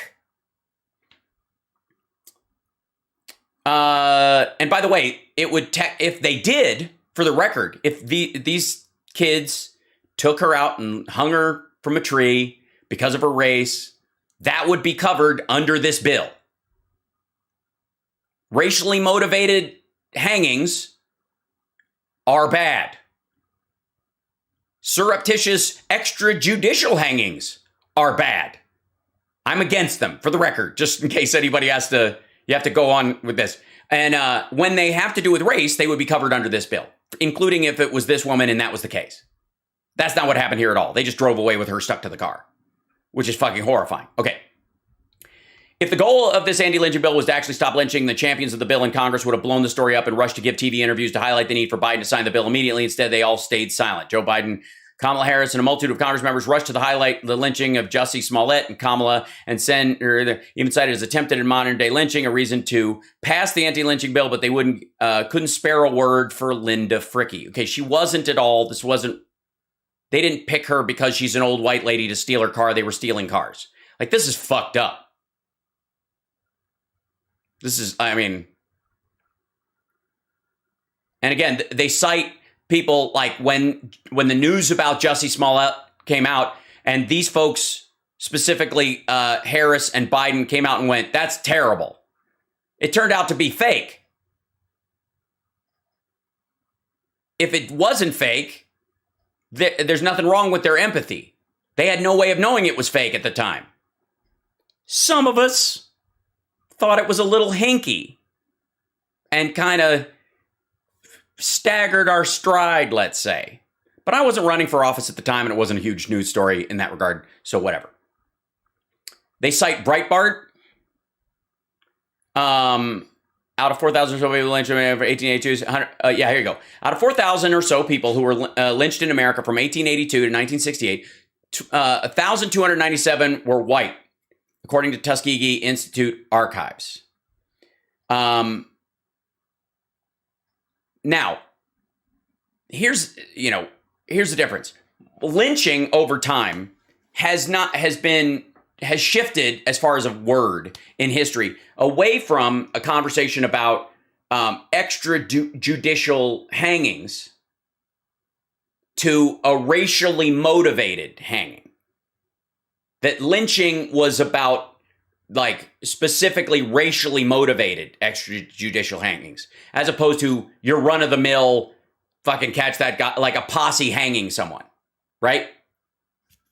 And people who pretend that that word did modify over time and become, synonymous with a very specific act versus generalized stuff are being assholes, especially now, especially when they're dealing with this kind of stuff.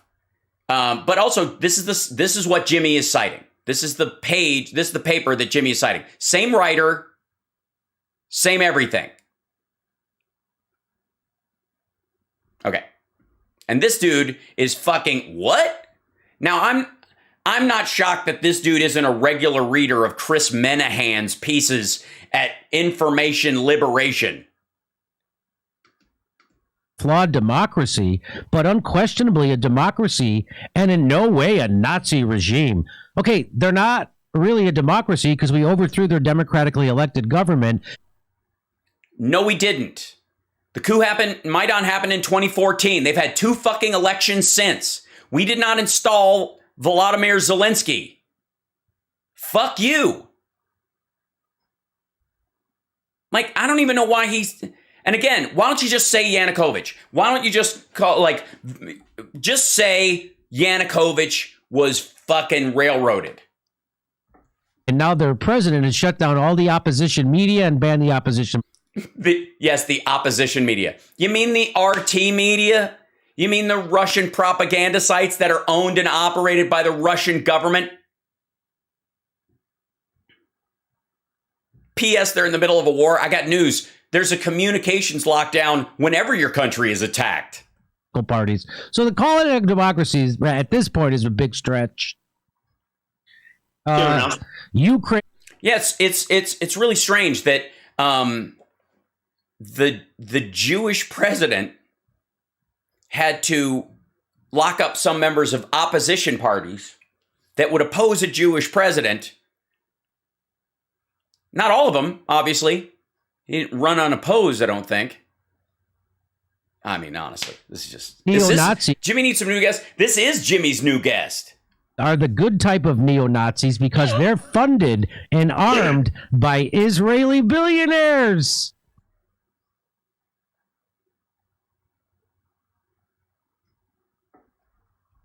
Hang the fuck on. What?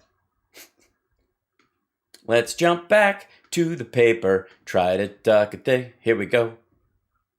This is, there you go. This is at the tail end of it. By the way, he's jumping past what the ADL actually used. You notice that he's using the clips that to the whole interview that this site did, the editorializing that this site did. And he's leaving out the screen grabs from the actual ADL, this stuff. But why call them Nazis aside from being the worst accusation one can make? This propaganda isn't new. Russia has for years highlighted the activity of a marginal group of Ukrainian ultranationalists as a way to try and stigmatize all of Ukraine. Yes, some members of the ultranationalist groups have used Nazi insignia, made Hitler salutes, used anti-Semitic rhetoric, but they're politically insignificant. Yeah, they're 8% of 8% of 8% of 2%. Like, it's fucking stupid.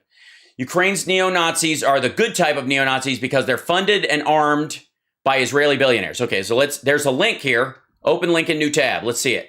So that's here. Oh. I'm not a robot. That's a fire hydrant. How much of the fire hydrant? See that little corner right there? See, I think that includes the fire hydrant. Does the CAPTCHA think it includes that? Chimneys. That's a vent. There's no chimneys in this. All chimneys are not the same thing. Right. There you go. So Ukraine, battalion backed by Jewish billionaires sent to fight pro-Russian militias. Despite ceasefire declarations, pro-Ukrainian, pro-Russian militias are still reportedly clashing at several locations in southeastern Ukraine. Okay, when is this? Hold on. Fucking June 24, 2014. Motherfucker. All right. Despite ceasefire declarations, pro-Ukrainian and pro-Russian militias are still reportedly clashing at several locations in southeastern Ukraine. Among those going to battle are some 500 trained fighters in the self-declared Azov Battalion, backed by Jewish energy magnate and Dnipropetrovsk regional governor Igor Kolomoisky, according to Israel's Maariv Daily. A Ukrainians, again, 2014 is when, oh, God damn it. Honestly, all right, time doesn't move forward. It's, it's all frozen in place. Armed. Okay, so there's another one. Open link in new tab. Armed. They're armed in here. Where is it? Israel is arming neo-Nazis in Ukraine. This is the Electronic Intifada. You can donate for them. This is the 4th of July, 2018. This is what they spent their 4th of July doing. Here's this dude, A30B. They're doing this fist across the chest for the Azov Battalion. They're just about to give the Nazi salute. I was almost going to snap the picture, and I missed it. It was like that. Okay. The Azov Battalion used the Nazi wolf's angel symbol as its logo. Its founder, Andrei Beletsik, has moved to ban race mixing in the Ukrainian parliament. This is 2018. He's no longer in power. Israeli arms were being sent to heavily armed neo-Nazi militia in Ukraine, the Electronic Intifada has learned. Azov Battalion online propaganda shows Israeli licensed Teva rifles in the fascist group's hands, while Israeli human rights activists have protested arms sales to Ukraine on the basis the weapons might end up in anti-Semitic militias. In a letter above about license for Ukraine obtained to the Electronic, the Israeli Defense Ministry's export agency says they are careful to grant license to arms exporters in full coordination with the Ministry of Foreign Affairs and other government. 26 letter was sent and replied Israeli lawyer Itai Mak, who written a detailed request demanding Israel end all military aid to the country. Azov official status, Ukrainian armed forces means it cannot be verified that Israeli weapons and training are not being used by anti-Semitic or neo-Nazi soldiers. Mack and other 35 other human activists wrote. Fuck, man. They had written the Ukrainian armed forces use rifles made in Israel and are trained by Israelis they had written that Ukrainian armed forces use rifles made in Israel and are trained by Israelis according to reports in the country. Yes, that is true. One of the other ways you could find out that the entire fucking military isn't all goddamn Nazis. By the way, like and subscribe, give a thumbs up. Honest to God, does anybody dive in like this? And this asshole is citing this. All right. There you go. There you go. And he doesn't even, by the way, did anybody notice anything missing in this? That's different from the text I just showed you? No hot links. Jimmy's not going to... oh, yes, it's time to renew your Twitch subs if you want to. Twitch.tv/HalSparks. Use your Amazon Prime and it doesn't cost you a dime. Support the show if you can. Also Venmo, because this is hot and sticky work, I got to say. No, there's no hot links in that. Funded isn't underlined and armed isn't underlined because it'll let people know that there was actually more to the story and that if you click on those things, there's less to the story.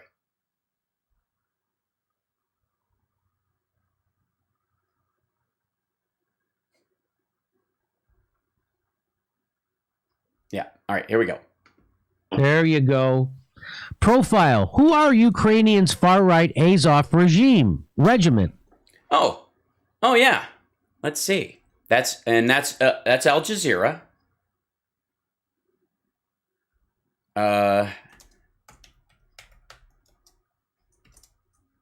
Who are Ukraine's far right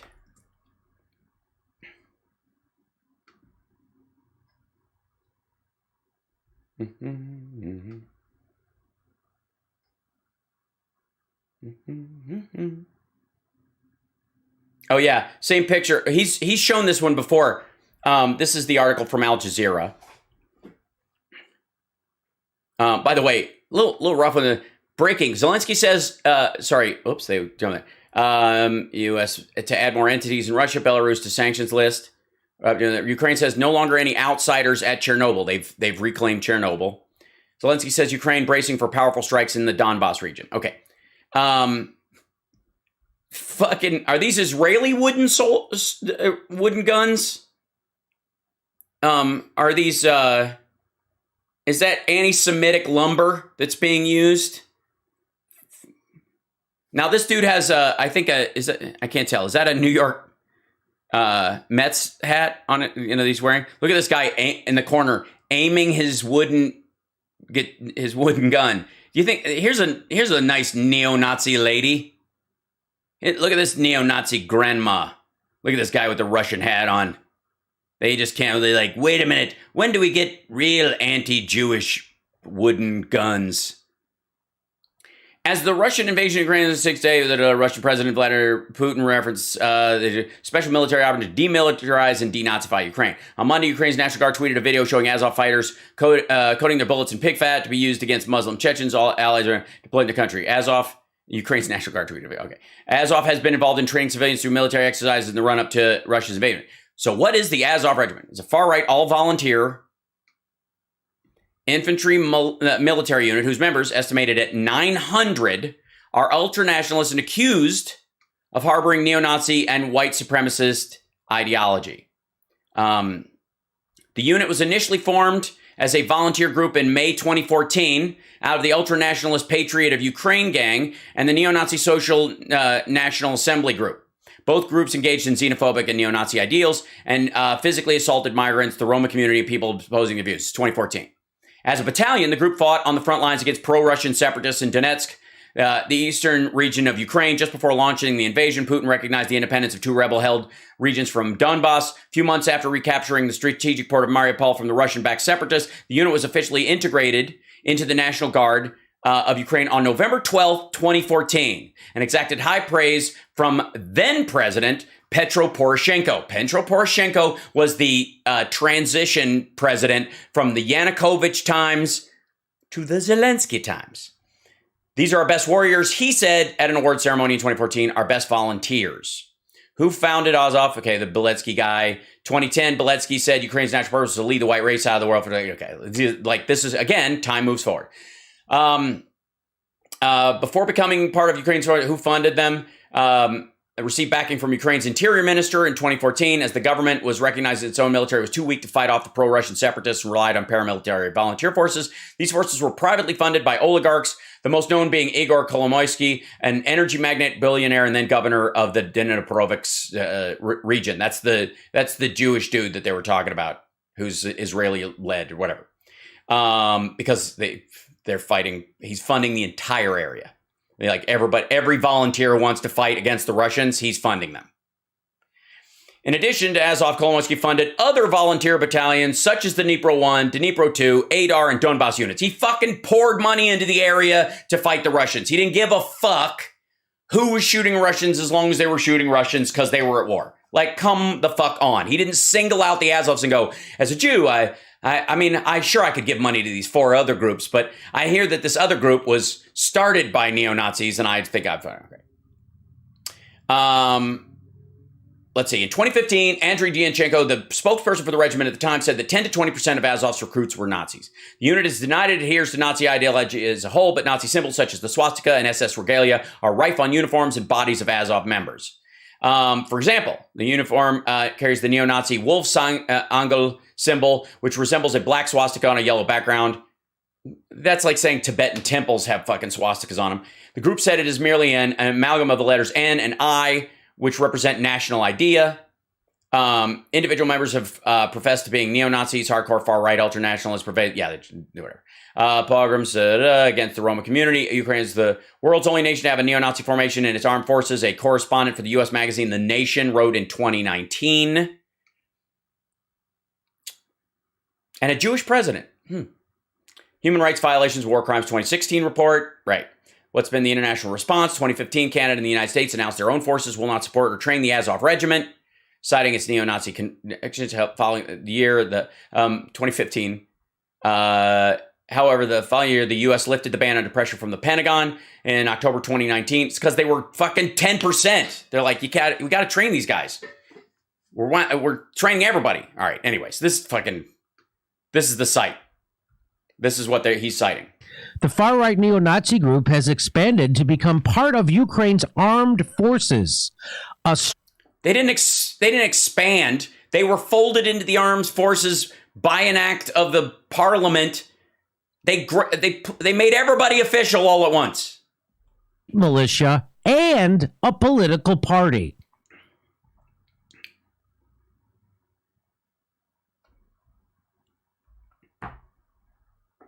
Yeah. And 8% of 2% is not my concern in a country where 100% of the people are in danger. So what is the Azov Regiment? Azov is a far-right, all-volunteer infantry military unit formed as a volunteer group in May 2014 out of the ultra-nationalist Patriot of Ukraine gang and the neo-Nazis. Formed out of it? 900 people in the Azov battalion. 900. Meaning 90 of them, by their own numbers, 180 at the peak were neo-Nazis or neo-Nazi sympathizers. The rest of them were volunteers from the area. National Assembly group. Both groups engaged in xenophobic and neo-Nazi ideals and physically assaulted migrants, the Roma community, and people opposing their views. What about, maybe float the idea, Jimmy, what about everyone else in the country?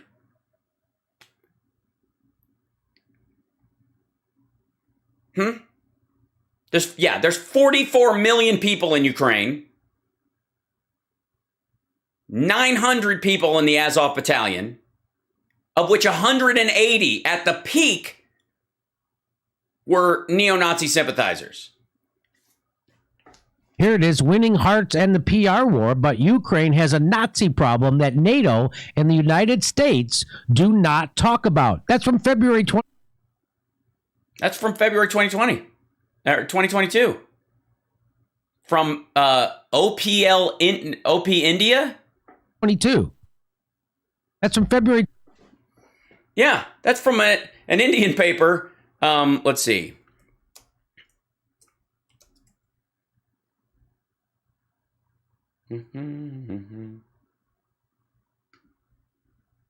It's weird that India is writing favorable stories in lines with what Putin is saying, isn't it?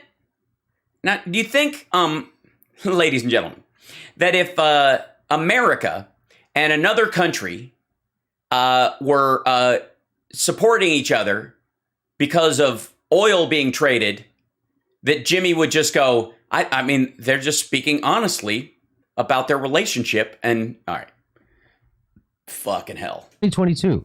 The cartel of Western nations, who is otherwise swift and prompt in condemning anti-Semitism, look the other way, nay, openly arm and encourage fascist groups with neo-Nazi leanings. If that helps them in thwarting their opponents and reasserting their hegemony. So they'll... that doesn't sound like a political point of view or anything. That sounds like just bare bones news. In bed with literal Nazis if it helps them politically. Commentary, Ukraine's neo-Nazi program. There it is from Reuters. Yeah, there it is from Reuters. March 19th, 2018. Updated 4 years ago. Quick guess. You guys, when it's a mini quiz. That's what I wanted to say. That's the word I was looking for. Quick quiz. Was Volodymyr Zelensky, the current Jewish president serving the country of Ukraine, elected before or between then and now? When is this from? This is from March 2018. That looks like... Right. And Zelensky was elected in 2019. That looks like Charlotte. He's going to say that looks like Charlotte. So what Jimmy is saying is that if anybody wanted to nuke America because of the assholes that showed up at Charlotte, they would be completely justified. The Yeah, that looks. Nazi march in our country. Yeah, it looks like what happened in what was that, Charleston? Yeah, looks very. Right. And the president of the United States said there were good people on both sides. And you would basically, what his argument is that the rest of the world should view our country as a Nazi regime and because Trump was president, and feel free to strafe bomb our hospitals. It's almost exactly like a exact replica. Like, share, recruit. How a white supremacist militia uses Facebook to radicalize and train new members. Time magazine, Inside. Hold on. Time. Like, share, recruit. Okay.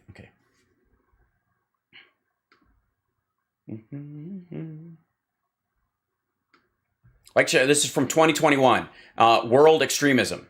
Like, share, recruit. How a white supremacist militia uses Facebook to radicalize and train new members. The snow just melted on the streets of Kiev when Sean Fuller, a U.S. Navy veteran, arrived in the spring of 2018. His roller suitcase clattering the paved stones on the western edge of town. He found an address. His recruiter sent him on Facebook. Flop house with 24 beds, each reserved for a foreign fighter. The men Fuller and were mostly from Europe, as was his recruiter, a chain-smoking Norwegian named Joachim Furholm, who had been convicted of bank robbery in Norway in 2010. The two of them met over Facebook and gotten each other well. When they finally rendezvoused, he noticed the swastika tattoo on the middle finger of Furholm's hand and said it did surprise him. The recruiter had made no secret of his neo-Nazi politics. Within the global network of far-right extremists, he served a point of contact in the Azov movement, the Ukrainian militant group that has trained and inspired white supremacists from all over around the world, which Fuller came to join. Its fighters resemble other paramilitary units. There are dozens of them. They have helped defend Ukraine against Russian military over the past 6 years. But Azov is much more than a militia. It has its own political party, 2 publishing houses, summer camps for children, a vigilante force known as the National Militia, which patrols the streets of Ukrainian cities alongside the police. Unlike its ideological peers in the United States and Europe, it also has a military wing with at least 2 training bases and a vast arsenal of weapons, from drones and armored vehicles to artillery pieces, also gut bacteria. Outside Ukraine, Azov occupies a central role in the network of extremist groups. The vast majority have no apparent links to far-right ideology, but as Sofran looked at the recruitment methods of Ukraine's more radical militias, he found an alarming pattern. It reminded him of Afghanistan in the 90s. After Soviet forces withdrew, the U.S. failed to fill the security vacuum. Pretty soon, the extremists took over. The Taliban was in charge, and we did not wake up until 9/11. This is parallel now in Ukraine. This is... I don't know if this is the same timescape, but whatever. Okay. At a hearing on the House Committee on Homeland Security in September 2019, Sofan urged lawmakers to take the threat more seriously. The following month, 40 members of Congress signed a letter calling unsuccessfully for the U.S. Department to designate Azov a foreign terrorist organization. Azov has been recruiting, radicalizing, training American citizens for years. The letter said, Christopher Wray, the director of the FBI, later confirmed in a testimony to the United States that American white supremacists are actually traveling overseas to train. The hearings on Capitol Hill glossed over the crucial question. How did Azov, an obscure militia, what? Obscure? Started in 2014 with only a few dozen members, become so influential on the globe of far-right extremism. Time and more than a dozen interviews with Azov leaders and recruits found that the key to international growth has been social media, Facebook. In a statement to Time, Facebook defended its recent attempts to deal with them. The 250 groups. Here's a bunch of people standing in the thing. Here they are having lunch with their weapons. Yes, it's attempt to crack down. Okay. Oh, sorry. Where is it? There's a tail on this story. In a statement to Time, Facebook defended the crackdown part. It was them.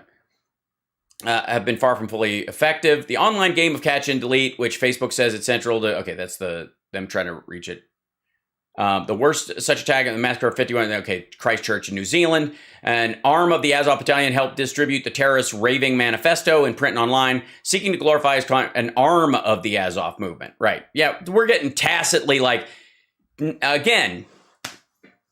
Fucking 20% of this group becomes 8% of this group, and then people related but not in that 8% start distributing fucking bullshit like this, and that's reason for 44 million people to fucking die. Here's Time Magazine getting in on telling you about. Yeah, they're showing these guys playing volleyball together. Nazis. Like, share, and recruit how a white supremacist militia uses Facebook to radicalize and train new members. Militia? I thought they were a part of the government. The Azov Battalion. Yes. The betrayer asked the question, so what's Jimmy's point? This is all justified. Yes. Every building you see leveled, every Russian who kills a Ukrainian, steals their food, blows a carload of them trying to escape to pieces, every Ukrainian abducted and moved to Siberia is completely justified because of 120 dudes in the southern part of the fucking country, and the rest of the people just have it coming. If you harbor any Nazis, the good and true soldiers of light from Russia have Jimmy's full fucking blessing to level your country. Ukraine's white supremacist militia. That's frickin' Time magazine. So again, this isn't Putin propaganda. Yes, it is. The propaganda is that Ukraine as a whole fucking country is on the hook for these assholes. We have right-wing militias that do like prepper activity in Michigan and Arizona and Texas. They run little fucking white supremacist camps. They're planning for the Great Day of the Rope. They exist. Some of them serve in the military. Some of them are in Customs and Border Patrol. A lot of them are police officers. As long as they keep their sleeves rolled down, nobody fucking knows. Are facts reported in the news. But right now, if I talk to my old college roommate, he's going to tell me that, oh, that's Putin. I said, well, they're in bed with the Nazis. He goes, Jimmy, that's what Putin says. Yeah, Putin also says the water is wet. That doesn't mean it isn't. I have not seen, no pun intended, anything where Putin says that water is wet. At this point, he might be so batshit crazy, he might be eating baking powder in a tub. That's how propaganda works. Yes, this is how propaganda works. You take the seed of reality on a small end and you blow it completely out of proportion to either demoralize or what about a very complex situation and say, fuck it, just let them die. Not my problem. How propaganda works. All I have to do is call my old roommate. Here's Rokana.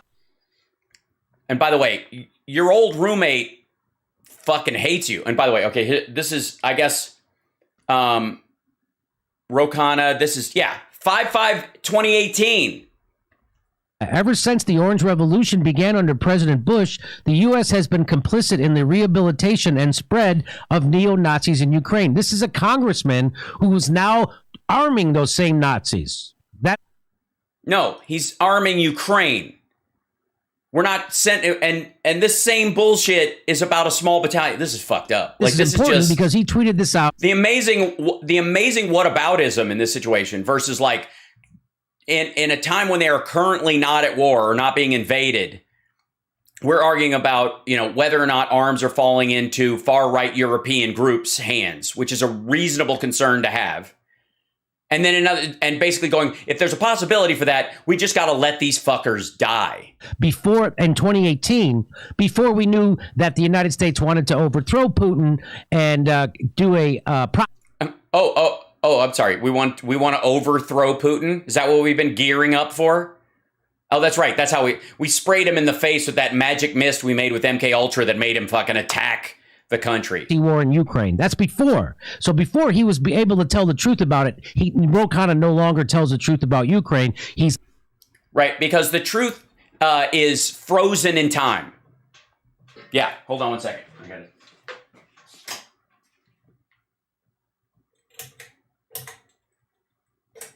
There we go. I have to turn the fan on. It's hot in here. I'm getting all misty. Imperialist.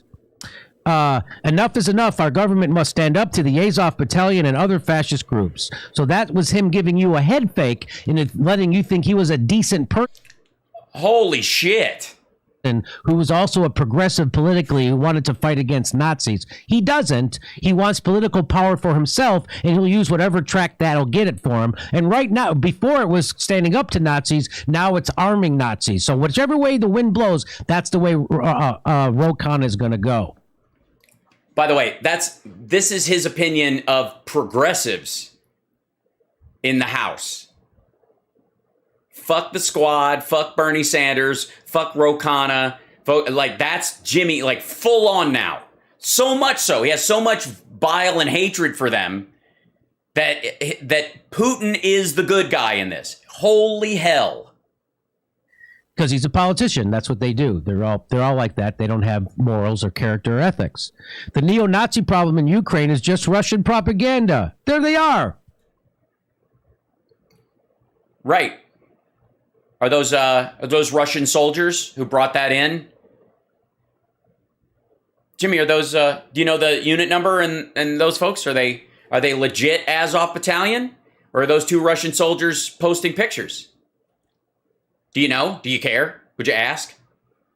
Would Putin, who benefits from this picture? Oh God, this is lazy. There they are. And guess what? Yeah, two of them. If even taking them as their word, two of them. But fuck 44 million Ukrainians because two assholes in a field. This is the ADL. This is what Ben and Jerry's decided to stop sales of ice cream in the Palestinian occupied territory to protest Israel's occupation and brutal oppression of the Palestinians. We are disappointed by this decision from Ben and Jerry's. You can disagree with policies without feeding into dangerous campaigns that seek to undermine Israel. Yeah, that's the whole point. You're trying to put an economic. It's okay. So this is the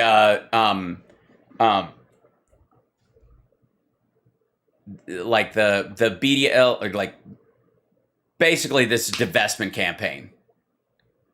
So we're back around to, because the ADL, the Anti-Defamation League, doesn't like this kind of stuff.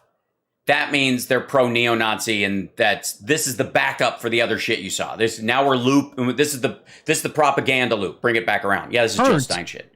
On Israel's government so that they stop oppressing the Palestinian people. That would be the whole point of that.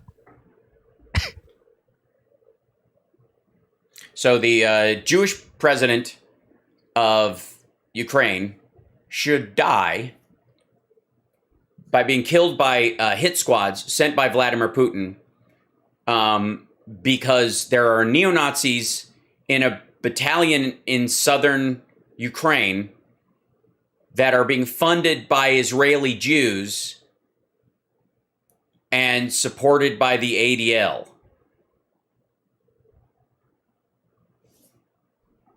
You know, like you guys are all doing now to Russia, like you all did to Libya, like you all did to Iraq, like you all did to...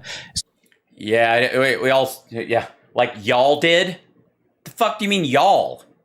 You're an American citizen, dum-dum. We. That's why we vote.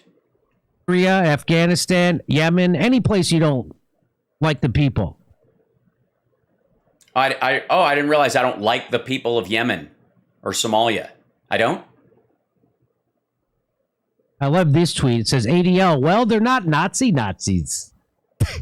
Yeah, this is him borrowing a joke from someone. That's also, by the way, that's a picture, in case you don't know. That is a picture of Sean Connery in the movie The Man Who Would Be King, where he's wearing a Masonic regalia as he makes himself king of a small area or whatever. It's a story about a man who becomes power hungry and loses his morals. Exactly. They're not the bad kind of Nazis. Yeah. ADL says, Again, this fucker's just borrowing jokes from other people. The Ukrainian neo-Nazis ain't all that bad once you get to know them. So that's how bad it's gotten that now the ADL, the group of Jews... I don't feel very defended by the ADL right now as a Jew, that they're telling me there's certain kind of Nazis that are okay. There are certain kind of Nazis that are okay. Apparently, you're not a good Jew, I bet. I'm a terrible Jew. Terrible really Jew. bad at it. Hey, we're doing our live stand-up too. Fuck me. How deep do you have to... okay. God damn, that was awful. And I know I'm going long tonight, but fuck, what what is that? How do you make that all right? The scrambling, because Jimmy dug this hole for himself early on in this.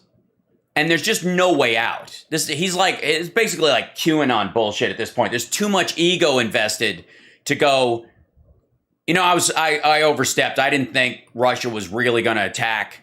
And I'm not a fan of,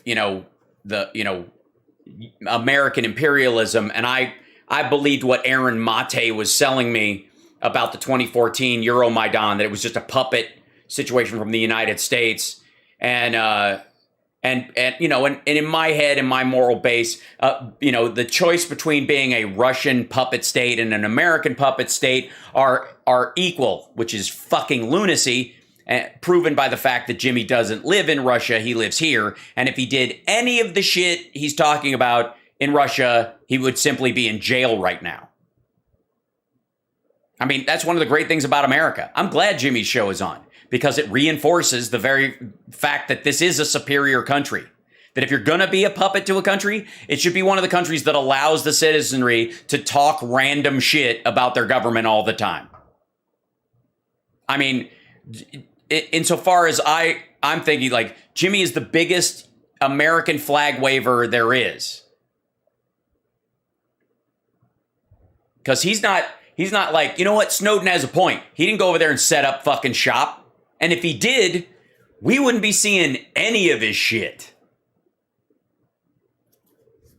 Anyways, don't forget to like and subscribe, give a thumbs up, support the show. Venmo over here. You can also subscribe to the show on YouTube. We're almost at 32K. It's pretty great. Hold on, let me check. We're almost 32K. We're almost at 32K. It's very exciting. And share the show. That helps too. Hold on. Let me go to my channel. There we go. How do we get that out of there? 31.2. Okay. We're getting there. We're getting there. We're chipping away. Chip away. Piece by piece. Here we go. Now, I feel like I got to go out on something fun after that just pile of awful. But I mean, once you've dangled on Jimmy Dore's doorstep the dingleberry on the outer crust of the taint of the internet that is the Jimmy Dore Show, and I mean, how much farther down could you? Oh dear God, ladies and gentlemen, Steve Bannon now has a show on Frank Speech where he interviews people incognito. He interviews John Malkovich characters. We'll see. All right. This is, she's got a 1/6er hoodie on. Free the 1/6ers is what her shirt says. What do you know? They're selling pillows. Who could have fucking figured that out? The War Room has moved to Lindell TV. He's got his own thing on there now. They've given him his own background. He's not sitting in front of the mantle. He's moving up in the world. They've shifted to Minneapolis. This is how to send letters to Jan 6 political prisoners. This is relatively short, I think. Please, God, help us. I want to know, you want to know, how many stamps is it going to take? Cynthia Hughes first. Cynthia is the one of the organizers. Please fucking tell me he's sitting at a piano right now. Helping the political. Hold on. I need to know how I can send a package. Prisoners that are in D.C. and other places from January 6th. Cynthia, I know you got limited time tonight. I appreciate you. Yeah, she's a busy woman, man. She's got a bail hearing to avoid. She's got evidence to get rid of. Do you know how expensive it is right now with gas prices to disassemble a handgun you were never supposed to have in the first fucking place and drive to 6 different rivers and throw it in? I mean, you got to drive around in circles like 4 times, make sure you're not, I mean, the barrel's the only part that matters, but fuck, man, it's busy. And 2 things on Tucker Carlson. I'm sorry. I swear to God, I thought for 1 second, I was like, this is like a character piece on a Showtime series that Christopher Walken is doing. This scared me for a moment. Tonight there's going to be a big announcement. Can you walk?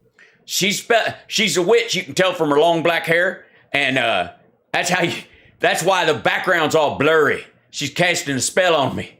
She's intoxicating me with her beauty, so that I could. It's just riveting. Either that or Steve Bannon's so fugly, it blurring my vision. Dude, what's going to happen on I can't tell if that's Steve Bannon or floaters tonight? The Perna family is going to be on Tucker tonight at 8 p.m. A little announcement. That was a very little announcement. I had a hard time understanding it, honestly. It sounded like you said the Byrne family was going to be on supper tonight. Some scary shit. Okay, perfect. So Tucker Carlson night, 8 p.m. Perfect. They're going to be on. They're going to have an announcement. I want every. Okay, they're going to be on Tucker at 8 o'clock. I got to be completely honest. I steal cable from a neighbor, so I'm going to have to. I just hope he saves it.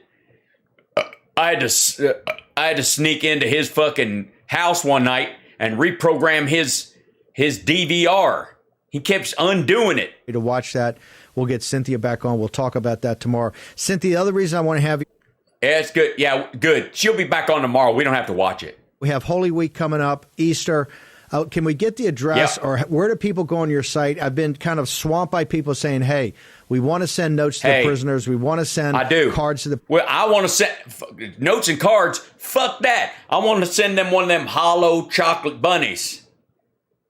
You know what I mean? Because when you're in the cement condo, you need some fucking comfort food. And there's nothing more comforting and more functional in hiding a file than one of them hollow Easter bunnies, man. That hollow chocolate Easter bunny, dude. Gnaw on them fucking things. And I will say there is a bit of a problem. As long as they don't rattle it. Don't ask me how I know this, but I spent many an Easter, in a drunk tank. 2 in a row, actually, in the same drunk tank. Look, sometimes it takes you a long time to sober up. I'm just saying I had a good old time. And anyways, my sister, I call her sister because she's my sister, but we've been married for a long time. When she was just my aunt, she was trying to get me out of there, you know what I mean? So she came in there with an Easter basket, wearing, her outfit and all that stuff, dressed as a fucking bunny. I don't know where I do know where she got it, but I don't want to bring it up because charges have still, hey man, there is a statute of limitations on beating the fuck out of a department store Easter bunny and taking his suit. That's what I hear. Anyway, so I'm in that jail. And she comes hopping in, hipping and hippity hopping in there, and she brings in this basket for me, and I was like, "Oh shit, I'm getting the fuck out of here!" And she get that, and they let me keep it. I couldn't believe it. And she was real smart. It was a basket, but she'd made it herself, and it was narrow, so it'd go in between the bars. She was not take no for an answer. So she passed this thing to me. Man, it was full of it had jelly beans in it. Had that plastic grass, which, people tell you not to smoke that kind of grass. I beg to differ. Because I saw shit that day that made me want to stay in jail. Anyways, so I had about 9 fermented Cadbury cream eggs later. I was feeling good. I was feeling mighty good. And I looked at that big old chocolate bunny sitting in the back of that basket, and I was like, I'm saving the best for last. If I'm going to stay in this jail for a little while longer, I'm going to make it. I'm just going to nibble on a little bit and put a little piece and do it. I didn't get no peeps. Them are fucking disgusting. You can't eat a peep unless you got a fire to cook them in. That's caramelized sugar on the outside. That is redneck creme brulee. Peeps are for roasting. Shut your fucking mouth, you weird chat. Anyway, so I grab his fucking chocolate bunny and I'm like, nibble, nibble, a nibble, nibble, a nibble, nibble. And I just couldn't take it anymore, man. And I bit the fuck out of that thing. Well, they want but one There was 2 files in that thing. And the only thing they found the next morning was a bunch of Cadbury cream egg wrappers, some filed off bars on the window, and about 4 teeth. That's I lost the majority of them in the Great Prison Break of 1982. That's a true story, motherfucker. Write that up. That's not how I lost my teeth. That's how I lost the last big chunk of them. God, get it right, y'all. Prisoners, we want the prisoners to understand they're not forgotten about. We have their back. And so, yeah. Hey, man, I don't want to. As somebody who's been, you've been to jail, Steve. As one man to another, I got your back is not something you say to another man in the showers. I'm just saying, don't do it. It's considered bad form. Is there somewhere on your site when they go that people can actually get the information and actually know? Yeah, it's good. Tell them whether it is on the website, because websites can't be tracked. I read that somewhere. To send know where to send letters and cards to? I'm pretty sure you send it to the fucking jail where they are. I don't think these motherfuckers got a P.O. box. Yeah, so on our website, patriotfreedomproject.com, you can go to connect with one secret. It'll tell you the... I can't wait. I'm sorry. I missed some of that. Are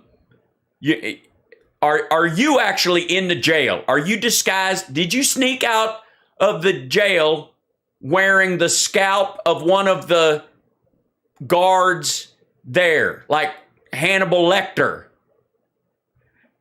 Come on over here and give me a hug, Sergeant Pembry.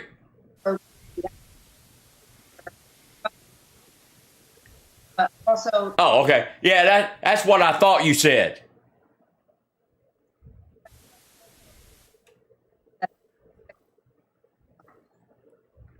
Fucking deep state, man. They don't...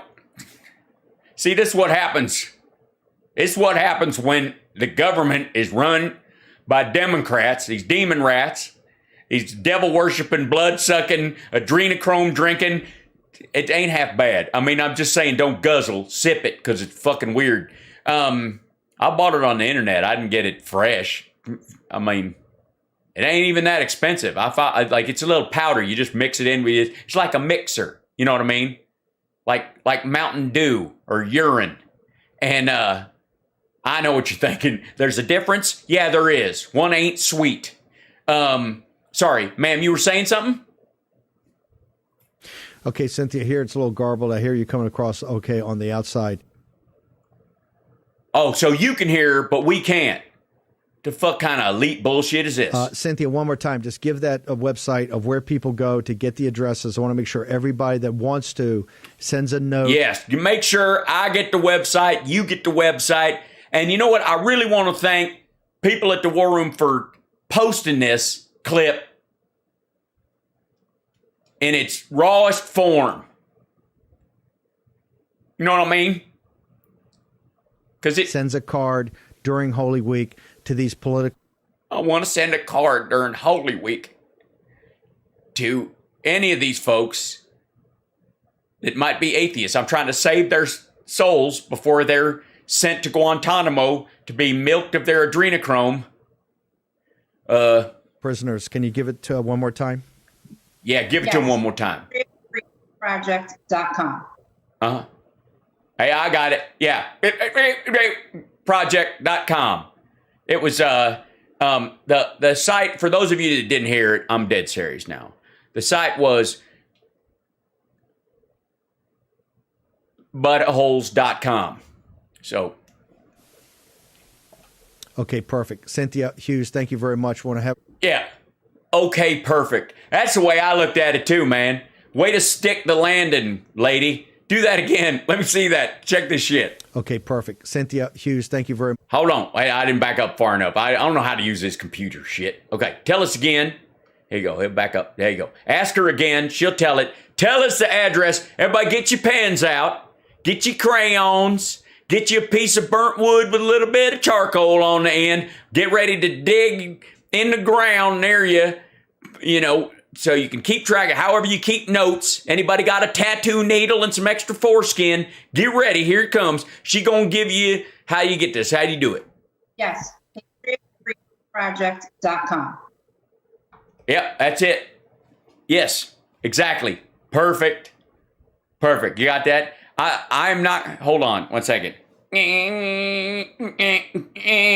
Oh, that hurts right on the tip, man. I ain't gonna lie. Okay, perfect. Cynthia Hughes, thank you. Okay, perfect.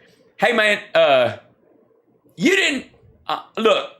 I ain't no big businessman. I ain't no elite. I never met the president of the United States. I don't know anybody. I don't know people who actually use napkins for anything other than tourniquets. But I'm pretty, and I don't mean to judge Mike Pillow. This is his network, man. This is Lindell TV, which, and by the way, we've been hearing all this talk about the asshole battalion over in Ukraine and their weird neo-Nazi symbology and shit like that. And I'm just glad that Lindell TV doesn't engage in that kind of like neo-Christian, right-wing demagoguery kind of symbology. It's nice. You know what I'm saying? But I don't want to judge. But and understand, the internet I have at my house actually runs on a still. I would never respond to somebody telling me a website by going, yeah, all you got to do is click on .org with the phrase, okay, perfect. For fucking real. Okay, perfect? What the fuck do you say when somebody slams your dick in a car door? Nice. Okay, perfect? Dude, that's as far away from perfect as as my dentist. I've just gotten, I'm going to say it, bad advice for a very long time. But some of us got to learn the hard way. Hey, man, I hope you like this show, man. You should like and subscribe to it. These bits ain't written down like Jimmy Dore. I mean, he's a professional comedian. I just do this for fucking around. But if you like his kind of shit, like and subscribe and all that kind of stuff, because I ain't no elite. Thanks, guys. That felt better. I felt like that was a palate cleanser. You know what I mean? Yeah. That helped us at least end the show on a lighter note after just the fucking awful that was Jimmy Dore's bullshit tonight. I'm fucking stunned that he's like posting that shit. And I'm almost as much as I am stunned that they put this fucking clip online. This is a 2-minute clip. 2 minutes and 6 seconds. How to send letters to Jan 6 political prisoners. You don't find out any of that fucking information. At all. And then, like, they can put it on the, I guess, here it is. Aunt of Jan 6 protester, PatriotFreedomProject.com. That's probably what she said. 249 rumbles for that shit? Okay, this is money laundering. Fucking hell. Jimmy Dore doesn't get me crazy. I find him disgusting. On two fronts. One is, morally, he's just fucking rotten.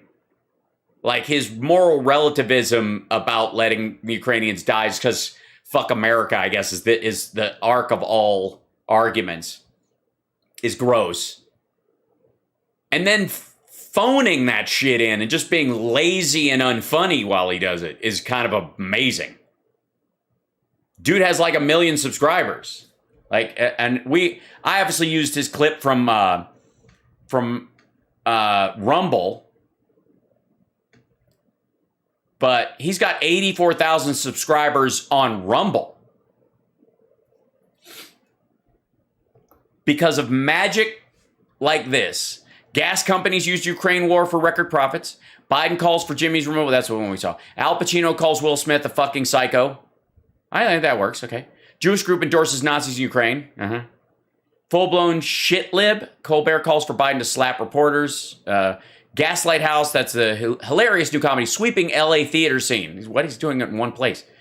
Bald hypocrisy. Will Smith mocked alopecia victim on TV. Okay, so apparently he's a hypocrite, but he's at least not a fucking psycho. LA cops overrun with criminal police gangs. No, they're not. They're brooming a group out of them. Overrun. I mean, I don't know why Putin doesn't invade. Applebee's uses high gas prices to lower wages. We saw this. Chris Hedges deleted from YouTube. Oh, was he? Was he just deleted from YouTube? Poor Chris Hedges. Sight. America calls for more violence against comedians after Will Smith. Oh, does America call for did you guys call for more? Do you guys remember that? Was there a vote? Was there a referendum last time? Or America calls for more violence? The fuck? Comedians speak out. Later responded on his name. Biden calls for regime change. No, he doesn't. Gas sales, the real reason for Ukraine war. Like, let's say 2 of those. Gas companies use Ukraine war for record profits. Ukraine. Oh, right. This is the one. Gas sales, the real reason for Ukraine war. This is the one where he argues that Biden wanted this, and then this is the one where it's corporations want it. So they're separate, whatever. Nazis not as evil as Putin, says NBC host. Accepting Nazis. Jesus. Peace makes NBC host uncomfortable. That's just like a total asshole misreading of what he said, but what's the right? CDC distorts data to push child vaccines. This is the fucking anti-vax part of it. Look at that. 1,000 fucking rumbles. Let's see. What Nazis? 650. Media whitewashes Ukraine Nazis. Apparently this black naval officer is a fucking Nazi. Twitter bans satirical website for hateful trans joke. Okay. Hunter Biden, right, that's what Russell, he had him on. What's the highest? Yeah. Ending daylight saving time bill introduced by Bernie. We did it. Like, this is him mocking that Bernie's a waste of fucking time. Why the fuck does Al Pacino getting so much coverage? He's just carving up the Al Pacino piece into a bunch of shit.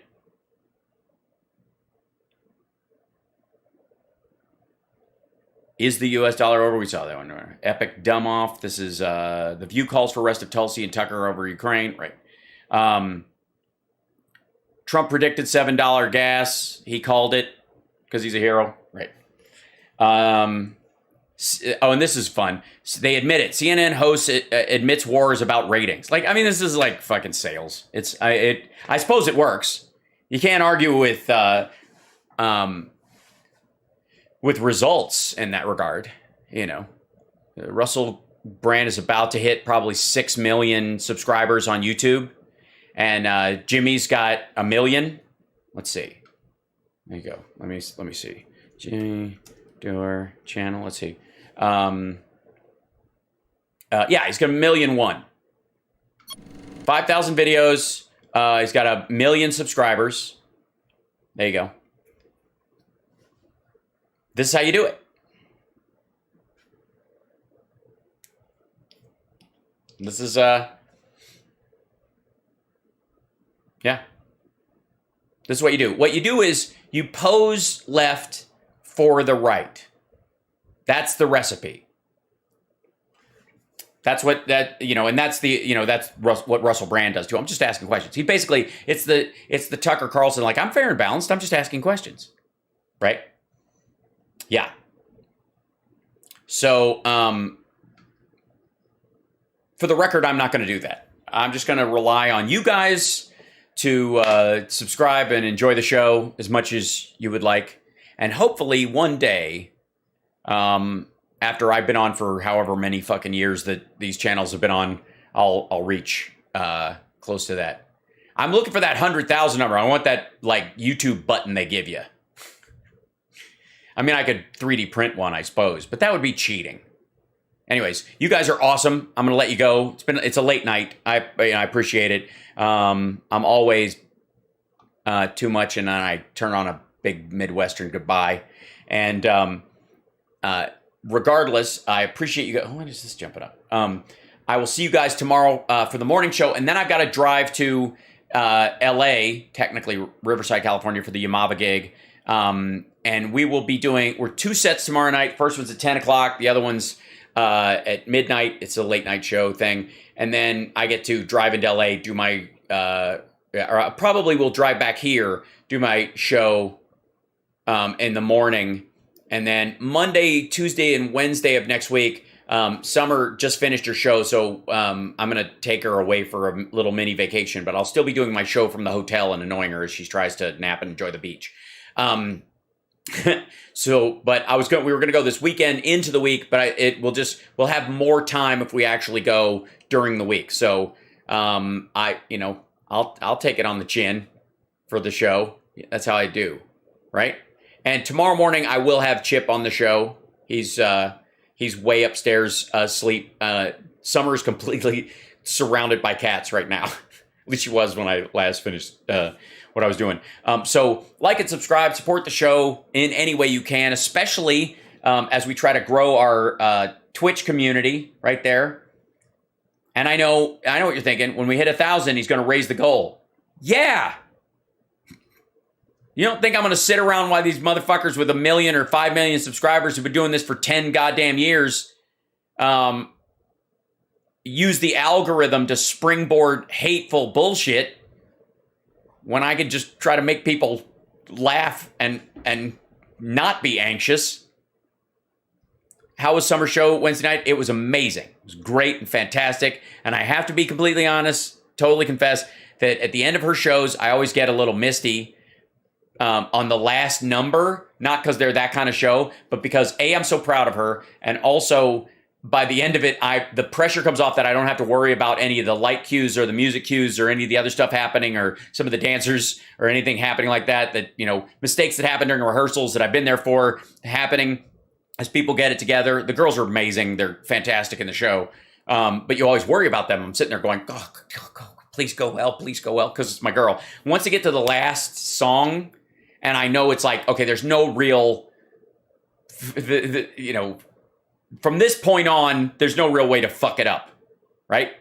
So it can't collapse. Like you kind of relax into it and you just enjoy the last number, and then I tear up because I'm like, oh, they made it. It's so awesome.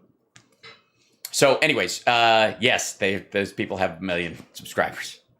Hey, and you got to earn them over time. I'm not ashamed of that fact. I came to this late. I started this just at the beginning of the pandemic, and everybody from TYT and Pac-Man and all these fucking people had a head start. They've been doing it for years.